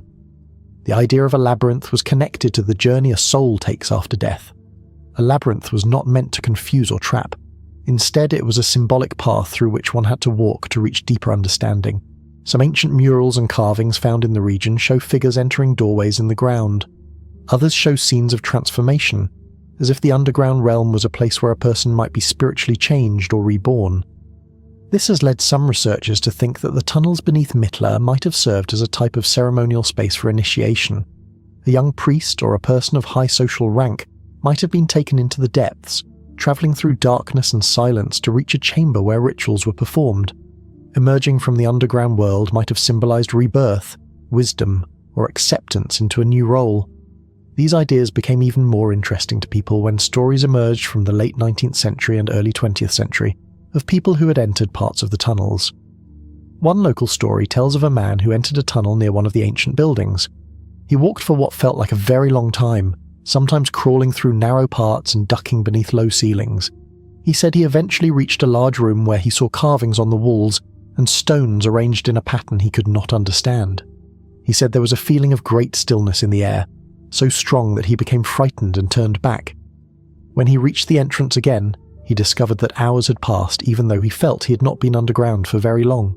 Another older man, interviewed decades ago, said that when he was a child, he and his friends found an opening near one of the courtyards of the ancient ruins. They crawled inside and followed the tunnel until they reached a place where the ceiling became low and the path narrowed. They felt a sudden change in the air, as if the space ahead was colder or heavier, and they became frightened and went back. He said that after telling an adult the entrance was blocked with stones to prevent children from going inside, the man said that for years afterward he dreamed of the tunnel and felt as if it was calling to him. Many people have wondered why the tunnels were sealed. There are several ideas. One theory is that when the Spanish built the church, they sealed the tunnels to prevent anyone from continuing the old rituals. The Spanish priests feared that people might go underground and continue to practice Zapotec beliefs in secret. Another idea is that the Zapotecs themselves sealed the tunnels during a time of crisis, perhaps during war, drought, or invasion, hoping to protect sacred spaces or hide something valuable.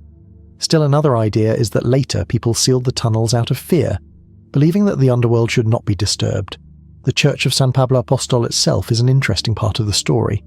It was built in the 16th century, not long after the Spanish arrived in the region, and it was constructed using stones taken from the nearby Zapotec buildings. If you look closely at the walls of the church, you can see stones with ancient carvings mixed in with the newer bricks, showing how the two worlds were layered on top of each other. The church sits on a platform that once held a Zapotec palace or temple, and this platform may have had stairways leading to underground rooms. When the Spanish built over it, some of the original entrances may have been filled in, but the chambers below may still exist. In the last few decades, interest in the tunnels has grown. Archaeologists have used more advanced technology to study the ground beneath the church and nearby buildings. Some of these studies have shown hollow spaces that match the size of small rooms. Others show long, straight lines that could be tunnels. A few years ago, researchers using advanced tools detected what looked like a large chamber, roughly beneath one corner of the church. They believe the chamber might be connected to other parts of the underground system. Local officials allowed limited exploration, but no major excavation was carried out because of concerns about damaging the church or disturbing an important heritage site. People who live in Mitla today still talk about the tunnels. Some say that when they were children, their grandparents warned them never to play near certain places because the ground sometimes felt hollow. Others say that if you stand in the church at night, when everything is quiet, you can sometimes hear faint sounds from beneath the floor, echoes, whispers, or movements that cannot be easily explained. Some believe these sounds are simply the shifting of old stones, but others believe they are signs that the tunnels are still there, filled with memories and energy from long ago. Many travellers who visit Mitla are drawn to the idea of the underworld labyrinth. When they walk among the ancient buildings, they sometimes feel as if the ground itself is alive with history. The stone patterns carved into the walls above ground are famous for their precision. Unlike many ancient sites that use images of gods or animals, the patterns at Mitla are made of geometric designs that fit together like puzzles. These designs may have had symbolic meaning. Some scholars believe the geometric patterns might represent pathways, movement, journeys, or the cycles of life and death. If this is true, the buildings above ground might have been reflections of what existed below ground, a physical echo of the hidden labyrinth. The idea of an underworld labyrinth also connects Mitla to other ancient cultures around the world. Many civilizations built underground passageways, sometimes for practical reasons, sometimes for spiritual reasons, and sometimes for reasons that remain mysterious. But the tunnels of Mitla, if they truly exist as many people believe, would be among the most fascinating because of their connection to a living tradition. The people of the region have kept the stories alive for centuries. Parents tell children about the tunnels. Elders repeat stories told to them by their own grandparents. The belief that the tunnels were sacred remains strong, even today. The possibility of subterranean chambers beneath Mitla is also connected to old tales about treasures or hidden objects. Some legends say that the Zapotecs placed sacred items in the underground rooms, items used in ceremonies, items belonging to important leaders, or objects that were never meant to be seen by the unprepared. These stories say that the items were placed in the depths during a time of danger, perhaps just before or during the arrival of the Spanish, to keep them safe. Some stories even say that the items themselves have power, and that they should not be uncovered unless the right person, someone with knowledge of the old ways, is present. The tunnels have also been linked to stories of the afterlife. Some accounts say that long ago, when a person of high status died, their body was carried into the underground labyrinth, where it remained for a period of time before final burial or cremation. This was part of a ceremonial journey. The idea was that the soul of the person had to pass through the underworld, and placing the body in the tunnels helped guide the soul along the correct path. Some say that there were chants or rituals performed in the dark chambers, and that the sound of chanting in the enclosed stone spaces would echo and vibrate in ways that made the ceremonies feel otherworldly. In the 1980s, a small group claimed to have entered part of an underground passage near the ancient ruins during a brief period when restoration workers had temporarily moved some stones. According to their story, they found a narrow stairway leading downward. At the bottom, they reached a tiny chamber where the air was still and cool. There were marks on the walls that looked like carvings. They said they could see another tunnel leading farther, but they did not continue because the air felt thin and they feared they might become lost. Whether their story is true or simply another legend added to the long list of tales is hard to say, but it added to the sense of mystery surrounding the site. The tunnels of Mitla have also appeared in old Spanish documents. Some missionaries wrote about hearing indigenous people talk about dark passages leading into the earth. One friar wrote that the people he spoke with believed the passages were roads for the spirits, and that only certain priests were allowed to enter them. This friar claimed he had seen one of the entrances himself before it was sealed, though he never described it in detail. Another document from many centuries ago describes a deep place beneath the temple, where the old ones spoke to the gods. Because the Spanish often misunderstood indigenous traditions, it is difficult to know exactly what this document referred to, but many people believe it may have been describing the underground system beneath Mitla. Even the name Mitla adds to the mystery. The original word used by the Zapotecs and Mixtecs was Mictlan, or something similar, a term shared with other Mesoamerican cultures to describe the land of the dead. This shared concept suggests that the idea of an underworld was deeply important across the region. Mitla may have been a physical representation of this idea, a place where the world of the living and the world of the dead were believed to meet. If so, the tunnels beneath the site would have been essential to its meaning. When people imagine the tunnels today, they often picture long dark corridors, carved by hand with stone tools many centuries before the modern age. They imagine quiet air, the faint smell of earth, and the feeling of being far away from the sunlit world above. They picture flickering torches held by ancient priests walking slowly into the depths. They imagine ceremonies carried out in low-ceilinged rooms, where shadows danced across carved walls and where the sound of chanting echoed in strange, haunting tones. The idea of the tunnels is not only interesting from a historical point of view, it is deeply atmospheric, filled with emotion and imagination. There is also the mystery of what might still be hidden beneath the earth. Archaeologists believe that much of ancient Mitla has not yet been uncovered. Because the town has been continuously inhabited for centuries, and because buildings and roads now stand where old structures once were, excavation is difficult. Many underground features lie below modern houses, streets and markets. It is possible that the tunnels extend in directions that no one has yet explored, perhaps passing under parts of the town that people walk across every day without realizing what lies beneath their feet.